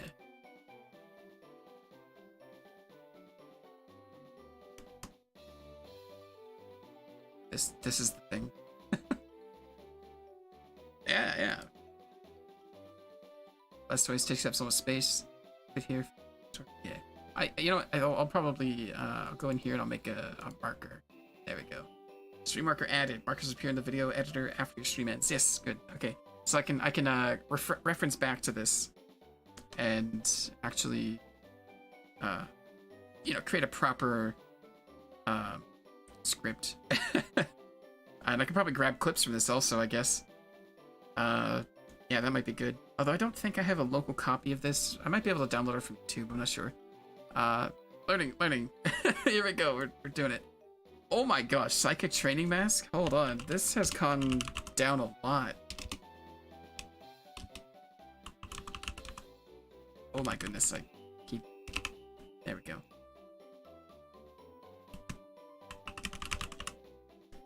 Dang. This was much larger cost last I saw it. Can't afford them anyway, but hey. Right, I was trying to get... Okay, Eevee. Right. I'm gonna buy an Eevee. So I want to find a female that has an alpha. But... Okay, yes, so I want a Meowth, I guess.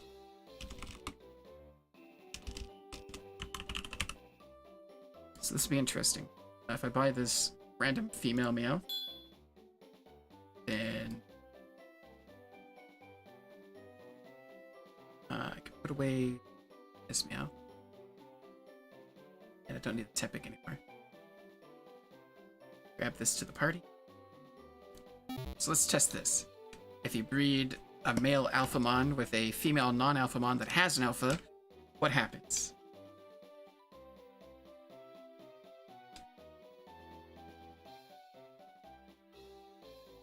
So we have a male alpha, and we have the female non-alpha. Okay, interesting. So it results in a non-hidden ability, non-alpha Meowth. So this is kind of a waste in some ways. right? Like you're losing out. You're definitely losing out on the things that would make the alpha expensive, where, you know, the hidden ability and the cosmetic stuff. Like, naturally, you know, breeding an alpha with a non-alpha, you're expecting to not get an alpha. But that hidden ability, though, there's only so many of those in the game, and they're only going to be dwindling from now on. The actual Pokemon with the hidden ability. And of course, you know, later they're going to add ways of getting those hidden abilities without needing the alphas. But for now, yeah, alphas were part of an event that just ended today or yesterday.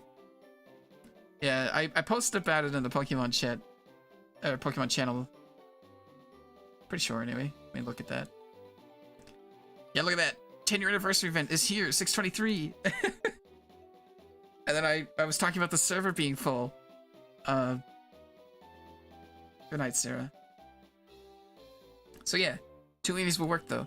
Yeah, of course, yes. So like two alphas will make an alpha with a hidden ability, and a non-alpha Eevee and an alpha Eevee will result in an Eevee with a hidden ability, and also with a Ditto, if we put a Ditto in here, that will also result in a hidden ability Eevee. Yeah, so it's definitely and this is ideal for PvP, right? Because you don't want to advertise your alpha to the people, whoever you're facing, since that will actually, you know, this will be a secret until the ability activates. So male alpha Eevee with non-alpha female Eevee works. I did a lot of testing with Pikachu. Yeah.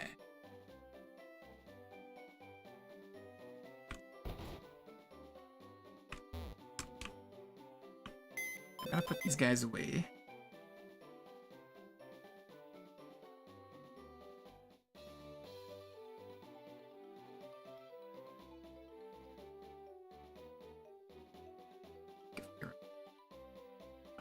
This one's in. Yes, this one. Oh, whoops. Is that the random Meowth?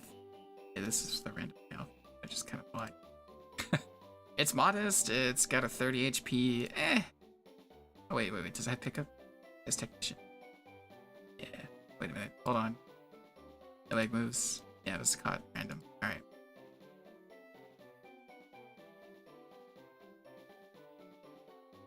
There we go. I don't want the Kingdra. This one.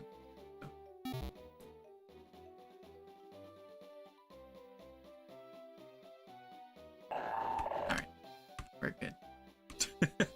There we go. Max stat was 18. Ah.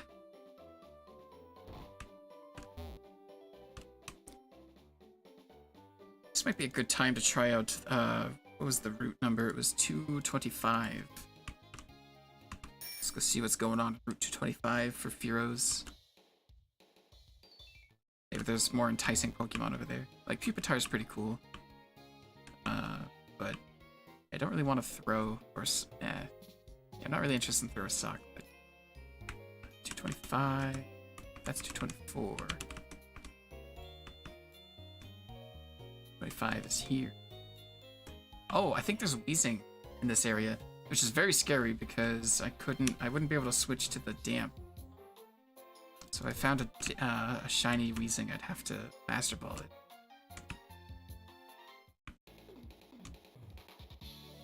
Let's see.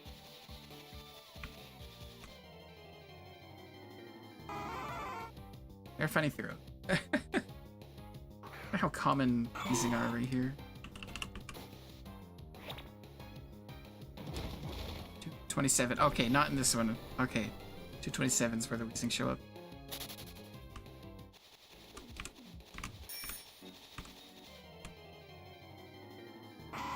Eradicate. Not really interested in a shiny Eradicate, but let's see what else is here.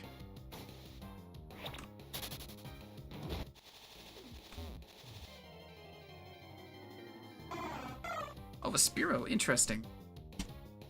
I wonder if that makes it so that I'll encounter Spearow and Fearow more commonly than... So it is very common for that, and then what's the Spearow encounter rate at 225? 26. Rare. It's a rare encounter.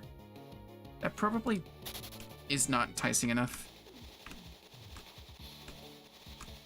In terms of, like... Okay, Roselia would be a cool shiny. I don't have Soak right now with me, so I might want to grab that if I wanted to keep hunting. I'm gonna kind of look at how common Raticate is.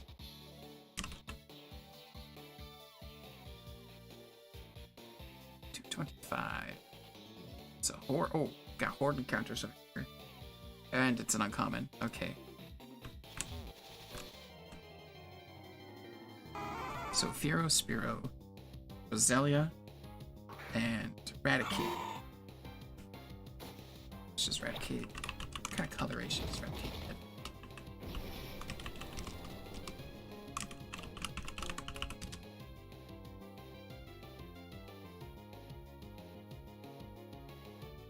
Oh, you know what? It kind of... That's not a bad shiny. It kind of... It's dark.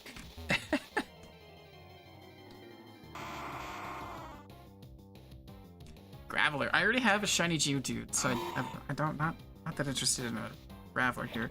Also, I wonder if they have Explosion at 49. Excuse me. They do. Oh, shoot. So these guys are going to be exploding. Let's see if it will explode on me.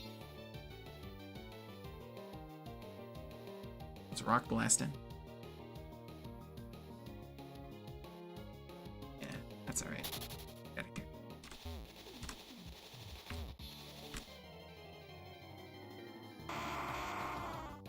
Alright, how common are the Graveler?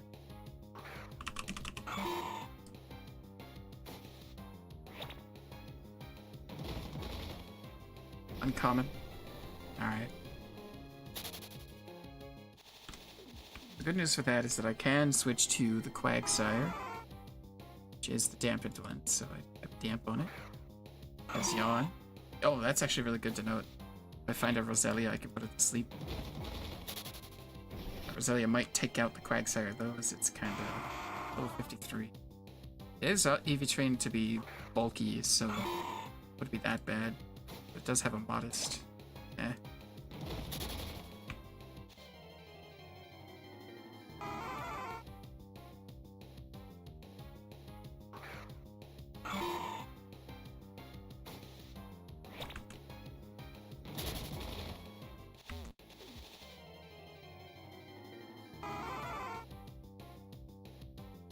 Okay, turn off.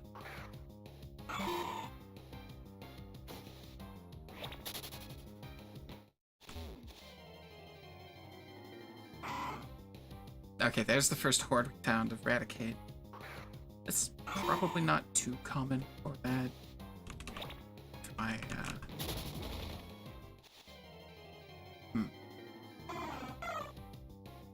Spearow. Yeah.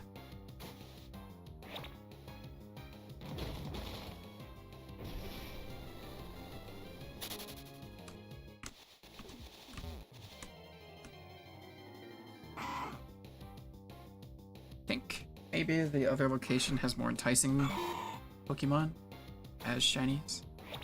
So I'll probably go back there.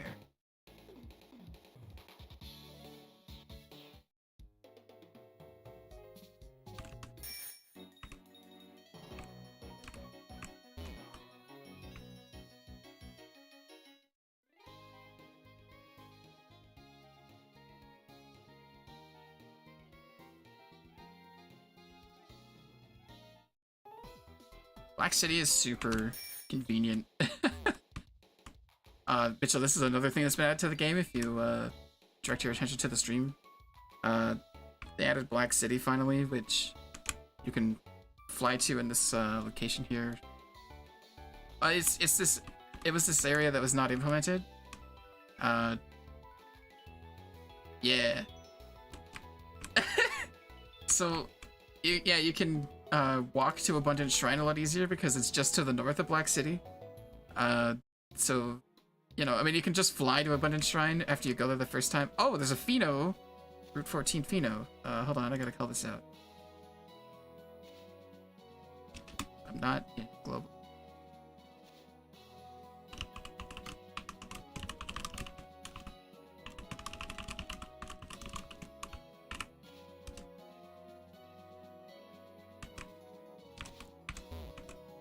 Alright, let's, we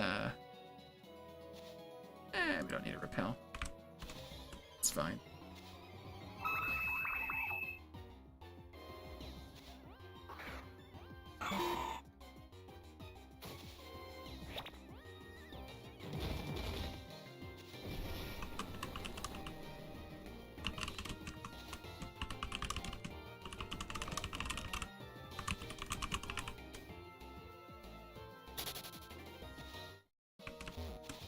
There we go. What are we getting? Oh, Wigglytuff. Okay.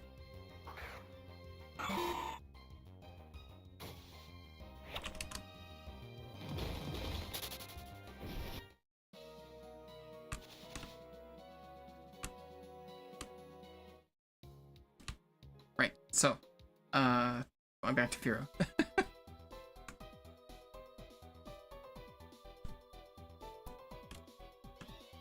Why did Black City take so long? So I remember it having some sort of customizing effects.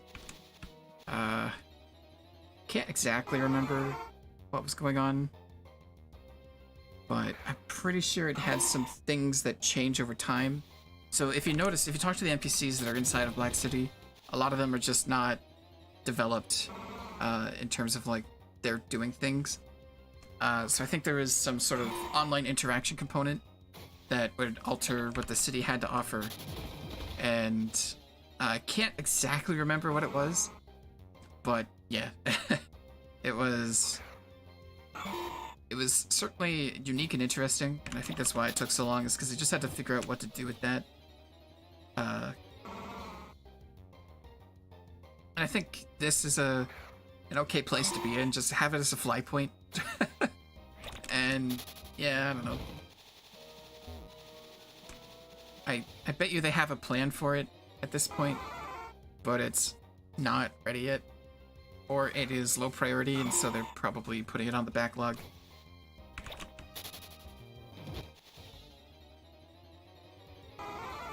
One thing I hope comes out after Johto is the underground. Yeah, okay, so the reason I say after Johto is because the Johto region is the thing that they said they're going to work on next after, you know, this update that they just released. And so essentially what's going to happen is they're going to use hidden abilities to kind of pad out time and give updates to the game while they're working on Johto. And then Johto will come out. If their plans haven't changed, Johto will come out, and then they can kind of work on the next thing. And in my head, I'd really like that to be the Underground and Sinnoh. The Underground is super cool, and I think it'd be really great in an MMO like this, because it was kind of like the first thing that Pokemon did that felt good in terms of, excuse me, like a live multiplayer interaction. Oh. I appear to have accidentally killed a mosquito, and it's now on my desk.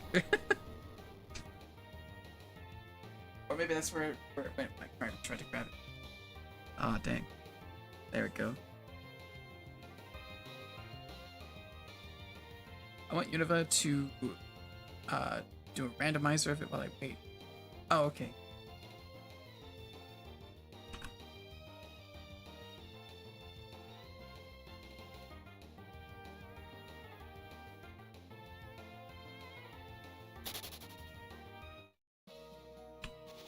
There we go.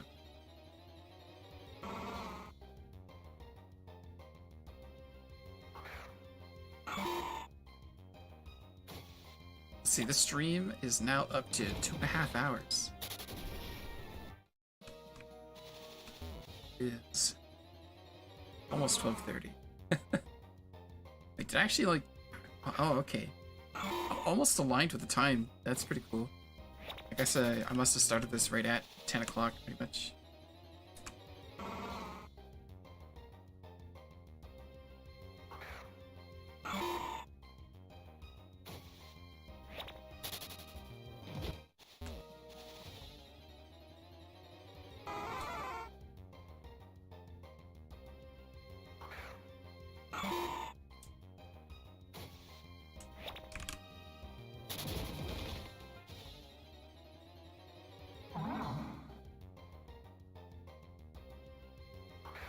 You don't see Unova coming for at least 3 to 4 years? What do you mean by that, Zeph? Are you talking like Black and White 2, since we already have the first iteration of Unova?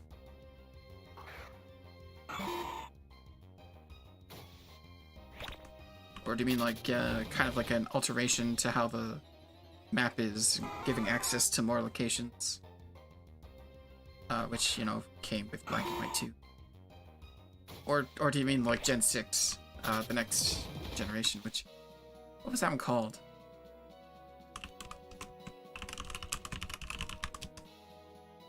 Kalos. Yeah. X and Y.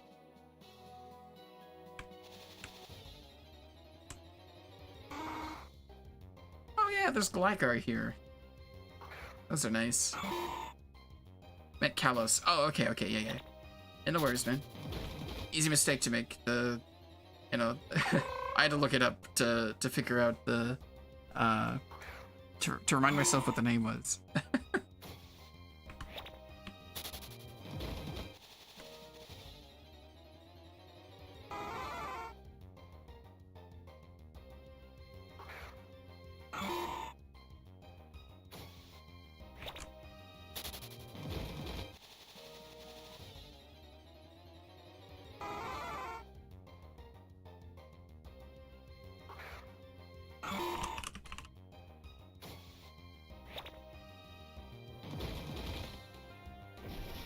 Best spots to find these are where they're uncommon.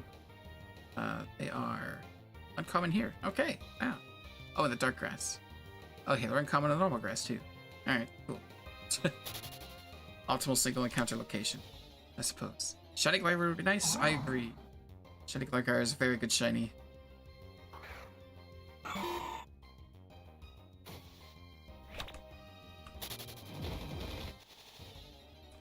I wonder if that's why there's so many people here. Is because of some of the Pokemon that kind of appear adjacent to the Fearow.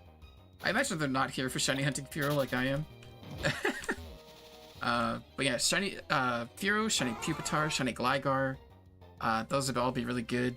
Throw and Sock, I wouldn't be too upset, but the red one of the two I would kind of not prefer. Just because, I don't know, it doesn't really alter the color palette that much.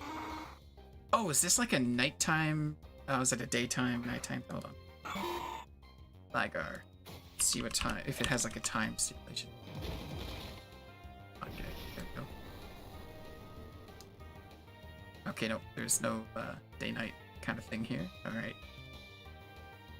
Good. I wonder why I hadn't been cognizant of the Gligar appearing. Probably was distracted whenever they appeared up. Or showed up.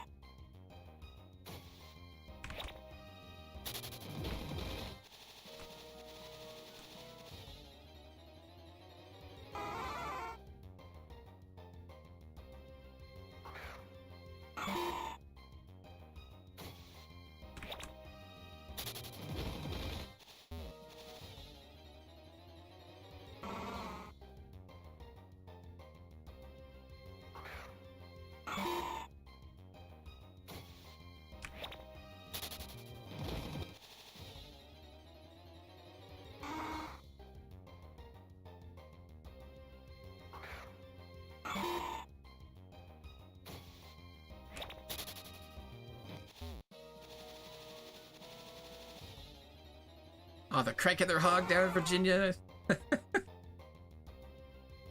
Very good.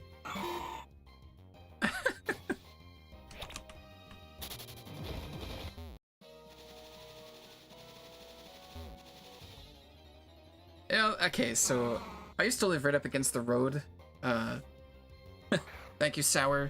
T-I-L, Till, Sour Till. Yeah. Thank you for the wishes of good luck again. But yeah, I used to live right up against the road before we moved, and it was, you know, the road had highway in the name, so there's a lot of traffic. I just remember, you know, lying in bed, having the headlights hit the side of the, you know, the window that faced the road, and kind of being upset sometimes at how much, you you know, the high beams would come in past the shade and stuff. Just call me sour. Yeah, that makes a lot more sense, I suppose. I keep fumbling with the 3 letters at the end there, so, you know, sour. I'm glad you give me permission to just. Oh.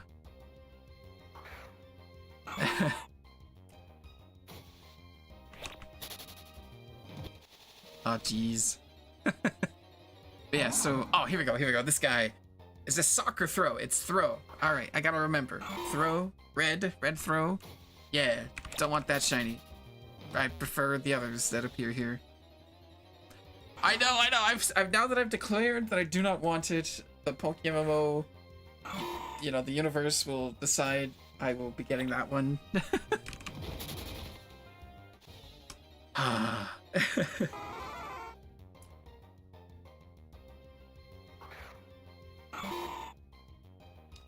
Geez, indeed. Yeah, so, there was something I was saying that I don't think. Oh, yeah, right. Long driveways versus short driveways. Presently, living in a place with a long driveway and a non-busy road, oh, so much better. It's just that the skies are busy now. But, you know, that's fine.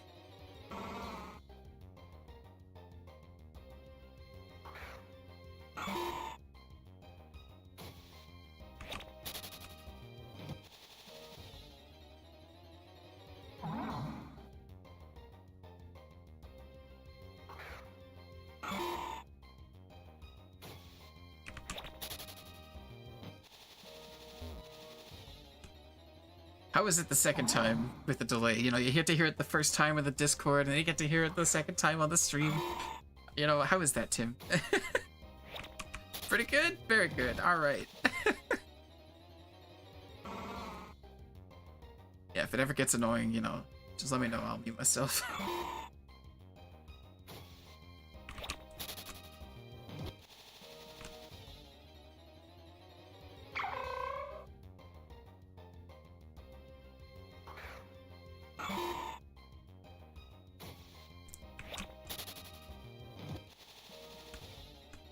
That's a lot of confidence. Zathrid misses the good internet. Alright, so I will say, we had dial-up, because, you know, it was much earlier, when we lived near the busy road.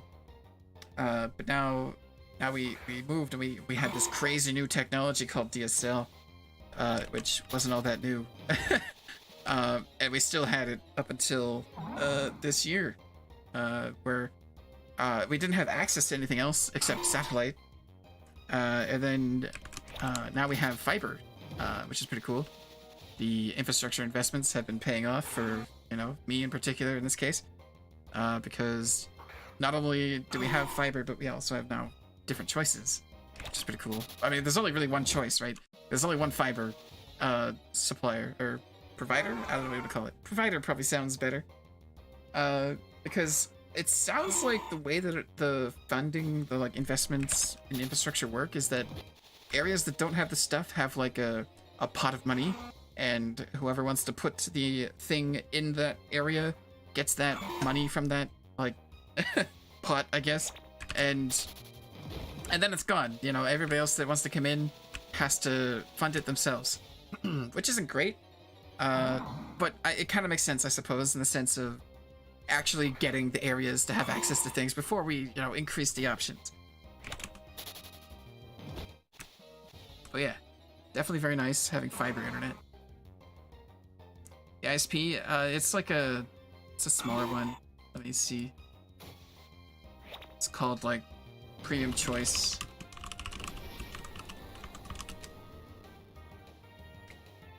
Yeah, they're called Premium Choice. And they serve like small areas, and they have interesting, it might be a main only company actually, because they say, yeah, I did. Nah, I mean, I think it's probably fine. I mean, it's sure.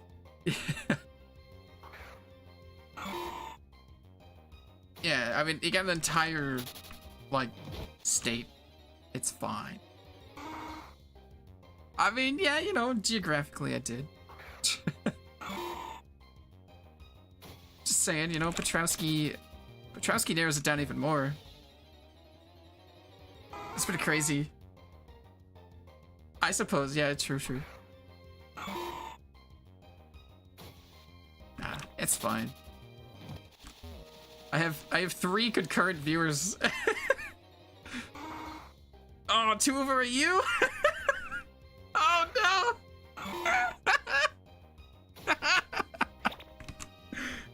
Oh man.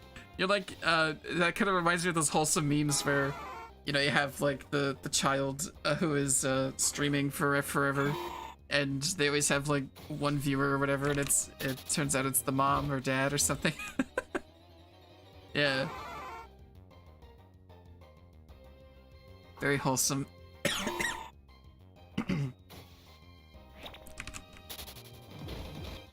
It's okay, I work in IT security, I would never find you. There you go, see, Zathrid... Zathrid confirms. He would never find me. He's already found me, so he doesn't ever have to find me again, right? Yeah. I mean, so, I don't know what kind of protections YouTube has, but, I mean, I am streaming video, and there is probably a footprint as to where the internet activity is happening.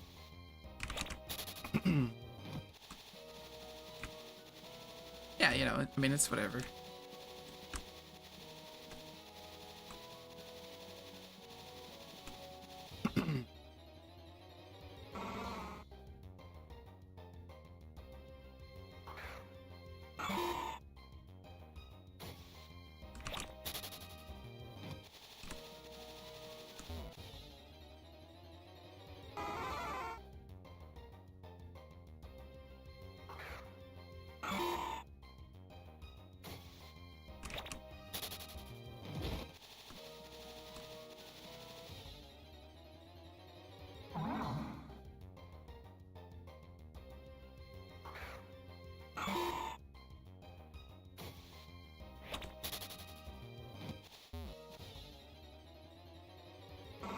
I probably should be more knowledgeable. Oh. 1 sec.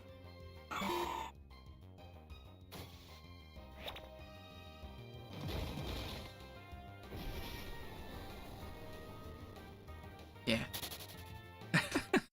Did the door knocking come through on the mic?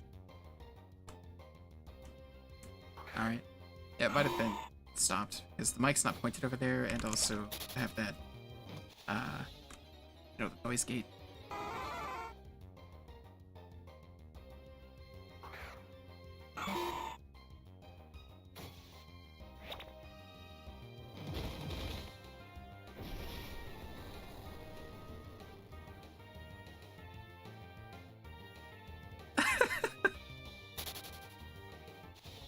Alright. Damn.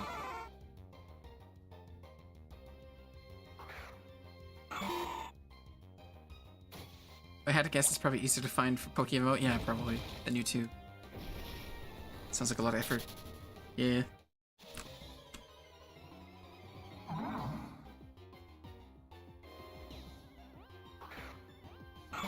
Yeah, there is a lot of money on the line for YouTube, so it makes a lot of sense, but Pokemon is kind of like an independent, kind of stretched thin sort of operation. So...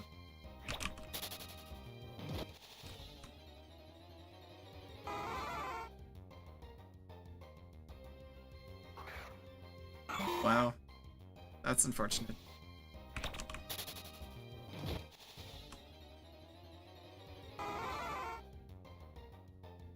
Well, that's good that you can block IPs in Grand Theft Auto Online, though, because...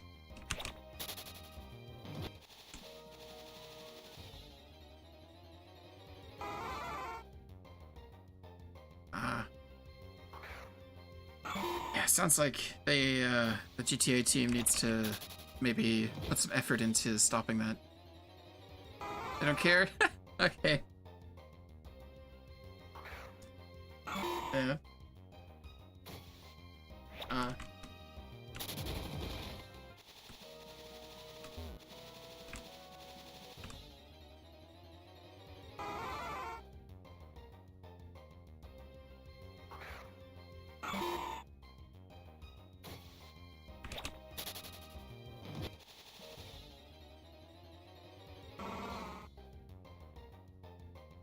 Yeah.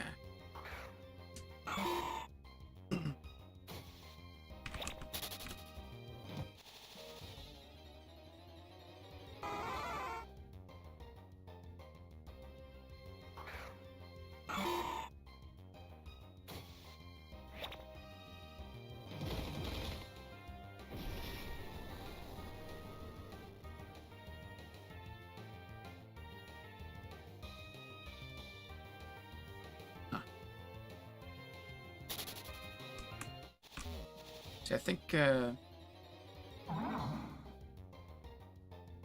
Alright, Zathard says, GTA is super easy, like mod clients. Show it next to names. It's super easy. Ah, okay.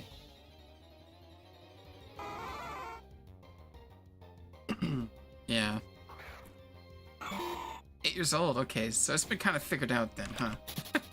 Like, real good. Alright. I've only ever played GTA once at a friend's house.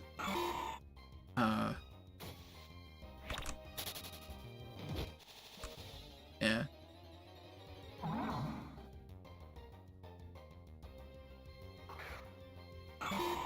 Ugh, excuse me. What I remember from my GTA experience is, the friends noticed that I was bad at the game, and they just grabbed the controller real quick, did some button combos, and then a jet spawned right there, and they're like, "There you go explore."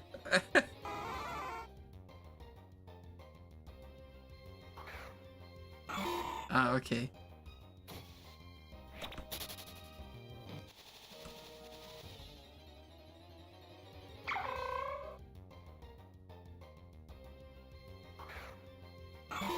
Yeah.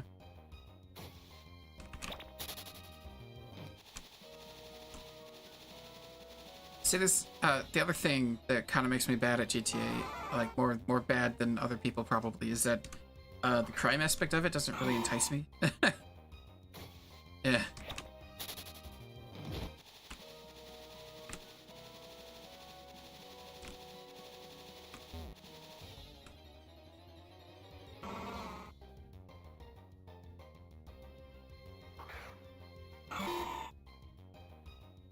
Which is very interesting in the sense that, like, in a game like Skyrim, I am thoroughly enthralled by, like, assassinating NPCs. Which, I mean, you could kind of call that crime, right? Yeah. Yeah. And maybe the reason that the crime doesn't really get me that good is, first-person shooters aren't really my thing. Yeah.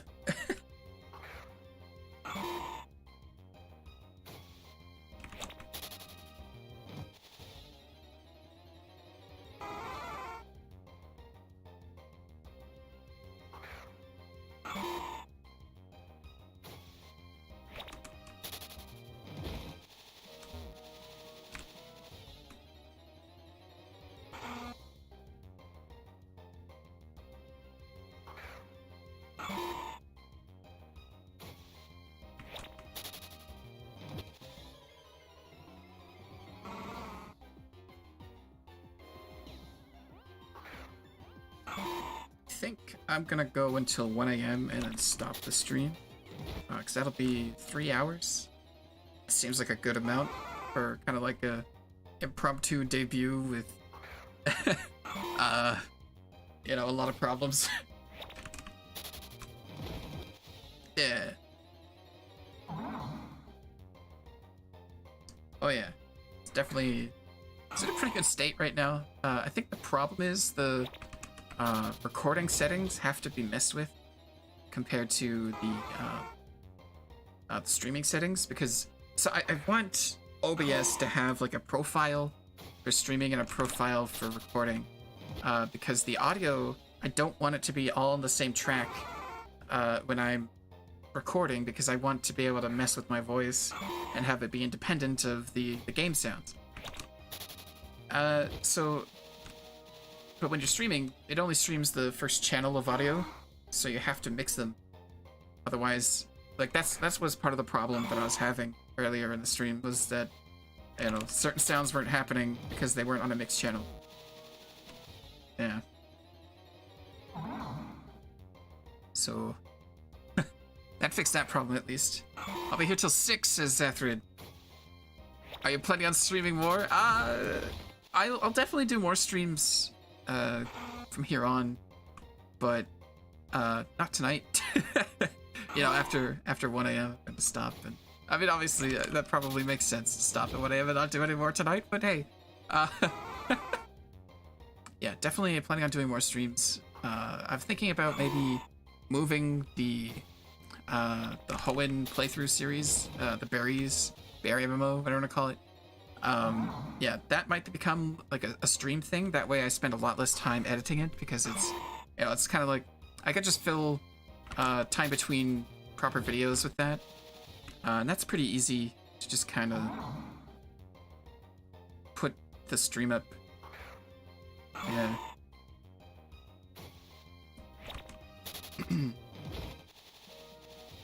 I think that series isn't really something that people seek out. Like, I think they'd more want clips of, like, the actual, like, maybe some, I guess, highlights. 1 sec. Oh, God.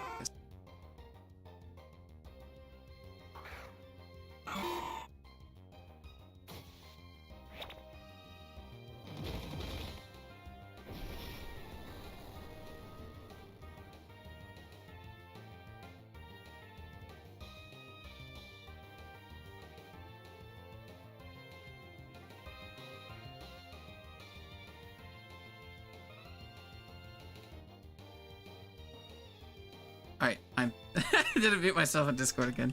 Shit. Anyway. Yeah, so what was I talking about? The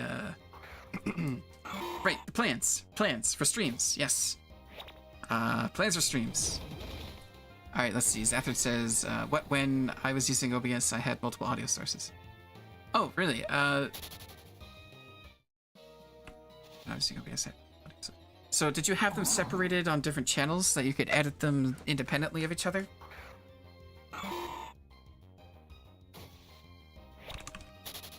Because when I've gone to actually stream, having my audio on different channels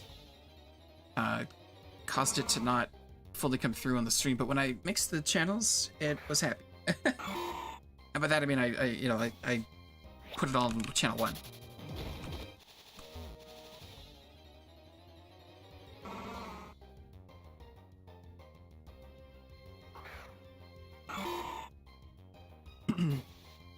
Yeah, the Berry series. Yes, the Berry series is definitely, I'm thinking, probably going to be more of like a streaming format kind of thing. That way I could just kind of stream it, have it be up there, and then anything that I think would be good to have as a separate video, I can make, I can chop up the stream itself and, you know, have be there for just people that don't want to watch the entire playthrough.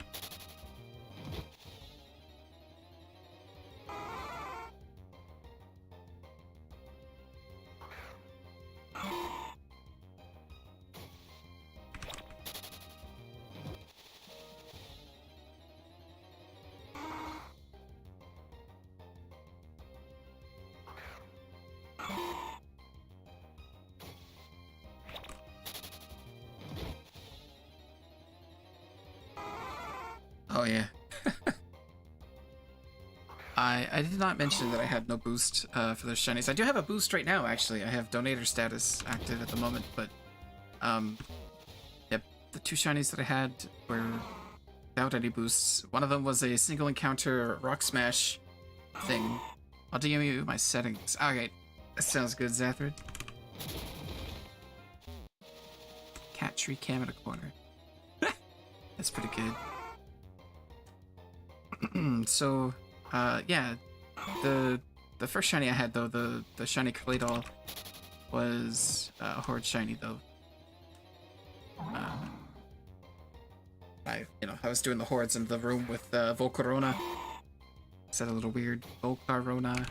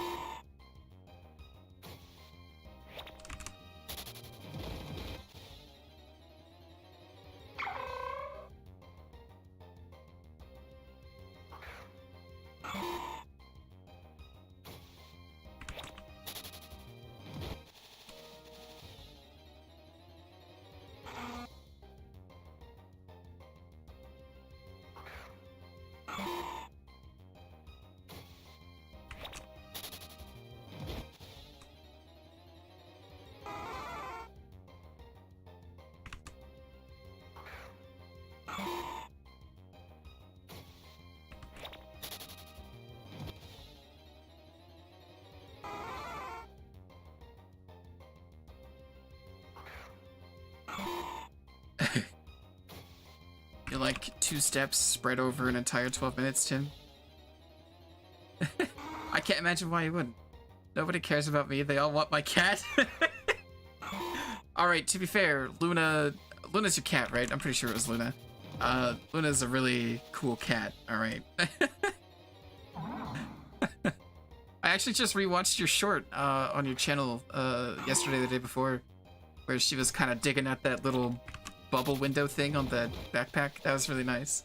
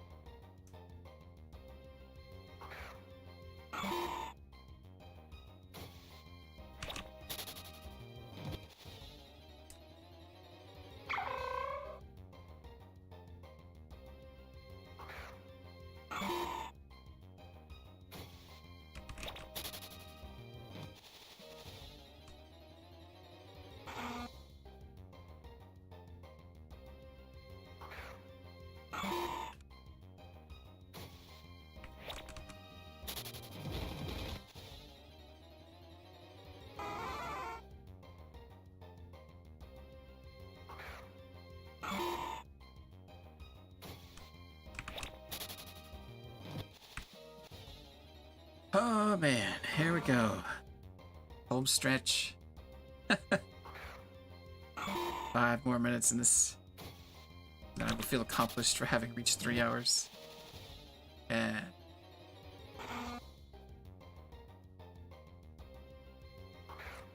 Pupitar's got some attitude with this animation. Look at this.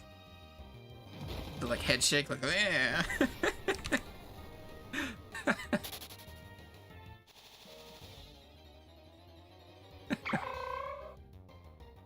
Yeah, he's got all this attitude because he doesn't need all arms or legs, yeah. He lost them. Oh no. Oh. Maybe that's why Tyranitar is so angry, is because it spent so much time as like a pupa or whatever that's called, you know, the Pupitar thing. Where it just didn't have any arms or legs. But it had all this attitude and it just had it all pent up. So it shakes its head to let out even a little bit.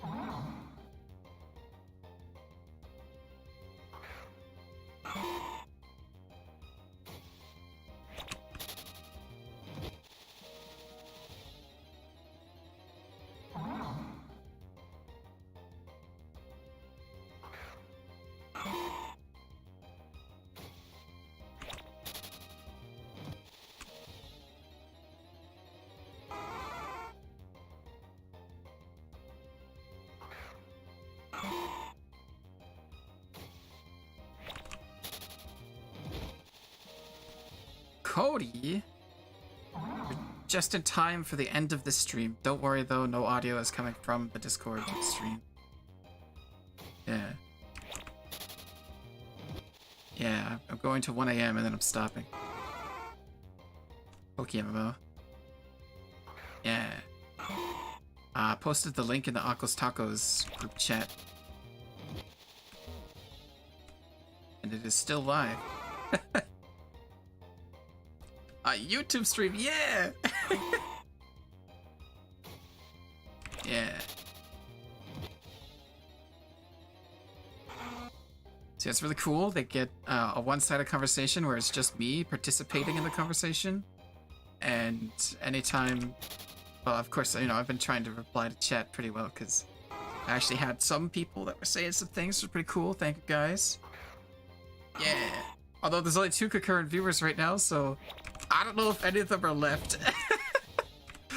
You know, I've been talking about ending the stream here at 1 AM, and it's almost 1 AM, so, you know, stuff was kind of calming down. Went down to 2 viewers. Yeah, and Mitchell said he's on 2 devices watching, so... Only 1 now? Ah, maybe that's why it went down to 2.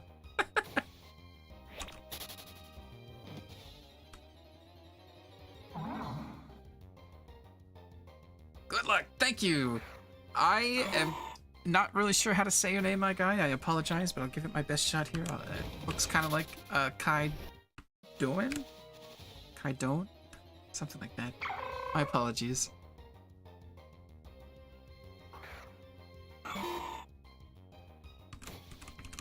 Who has to give somebody an RTX 3090?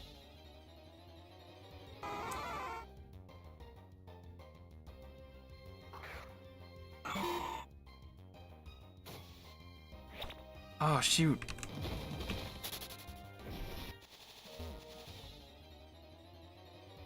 Oh, okay. Well, I haven't quite... you know, I guess I could create some gamer bathwater and market it, but I don't know if anybody really be interested in that. Business etiquette. I mean, if it's etiquette, I guess I have to, right? I mean, here I am streaming. Where's my bathwater products?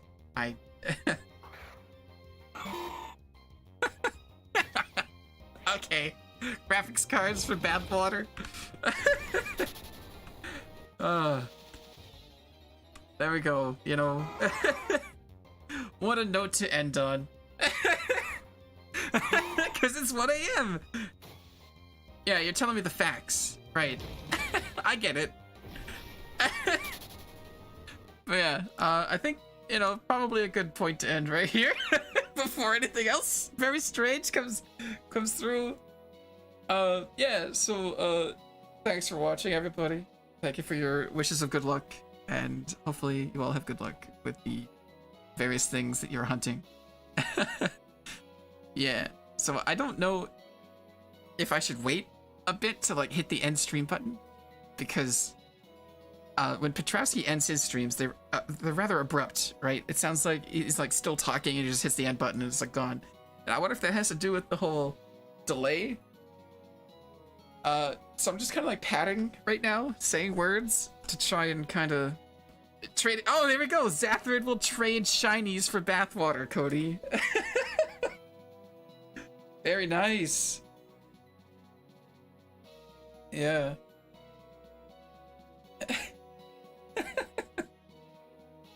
Yeah. So I wonder if I can set an end to happen after it's done putting up the rest of the delay or not. That's gonna be something I'll have to ask. Because I think if I hit end stream. Yeah. Alright, I'm gonna end the stream now. Thanks for watching, everybody. See you later. End of the stream. I hit the button. Your stream will not stop. It will stop immediately and it will no longer be live. Yes. I'm not gonna do the YouTuber thing. They'll do the YouTube stuff if they want to. I'm gonna hit the end button now.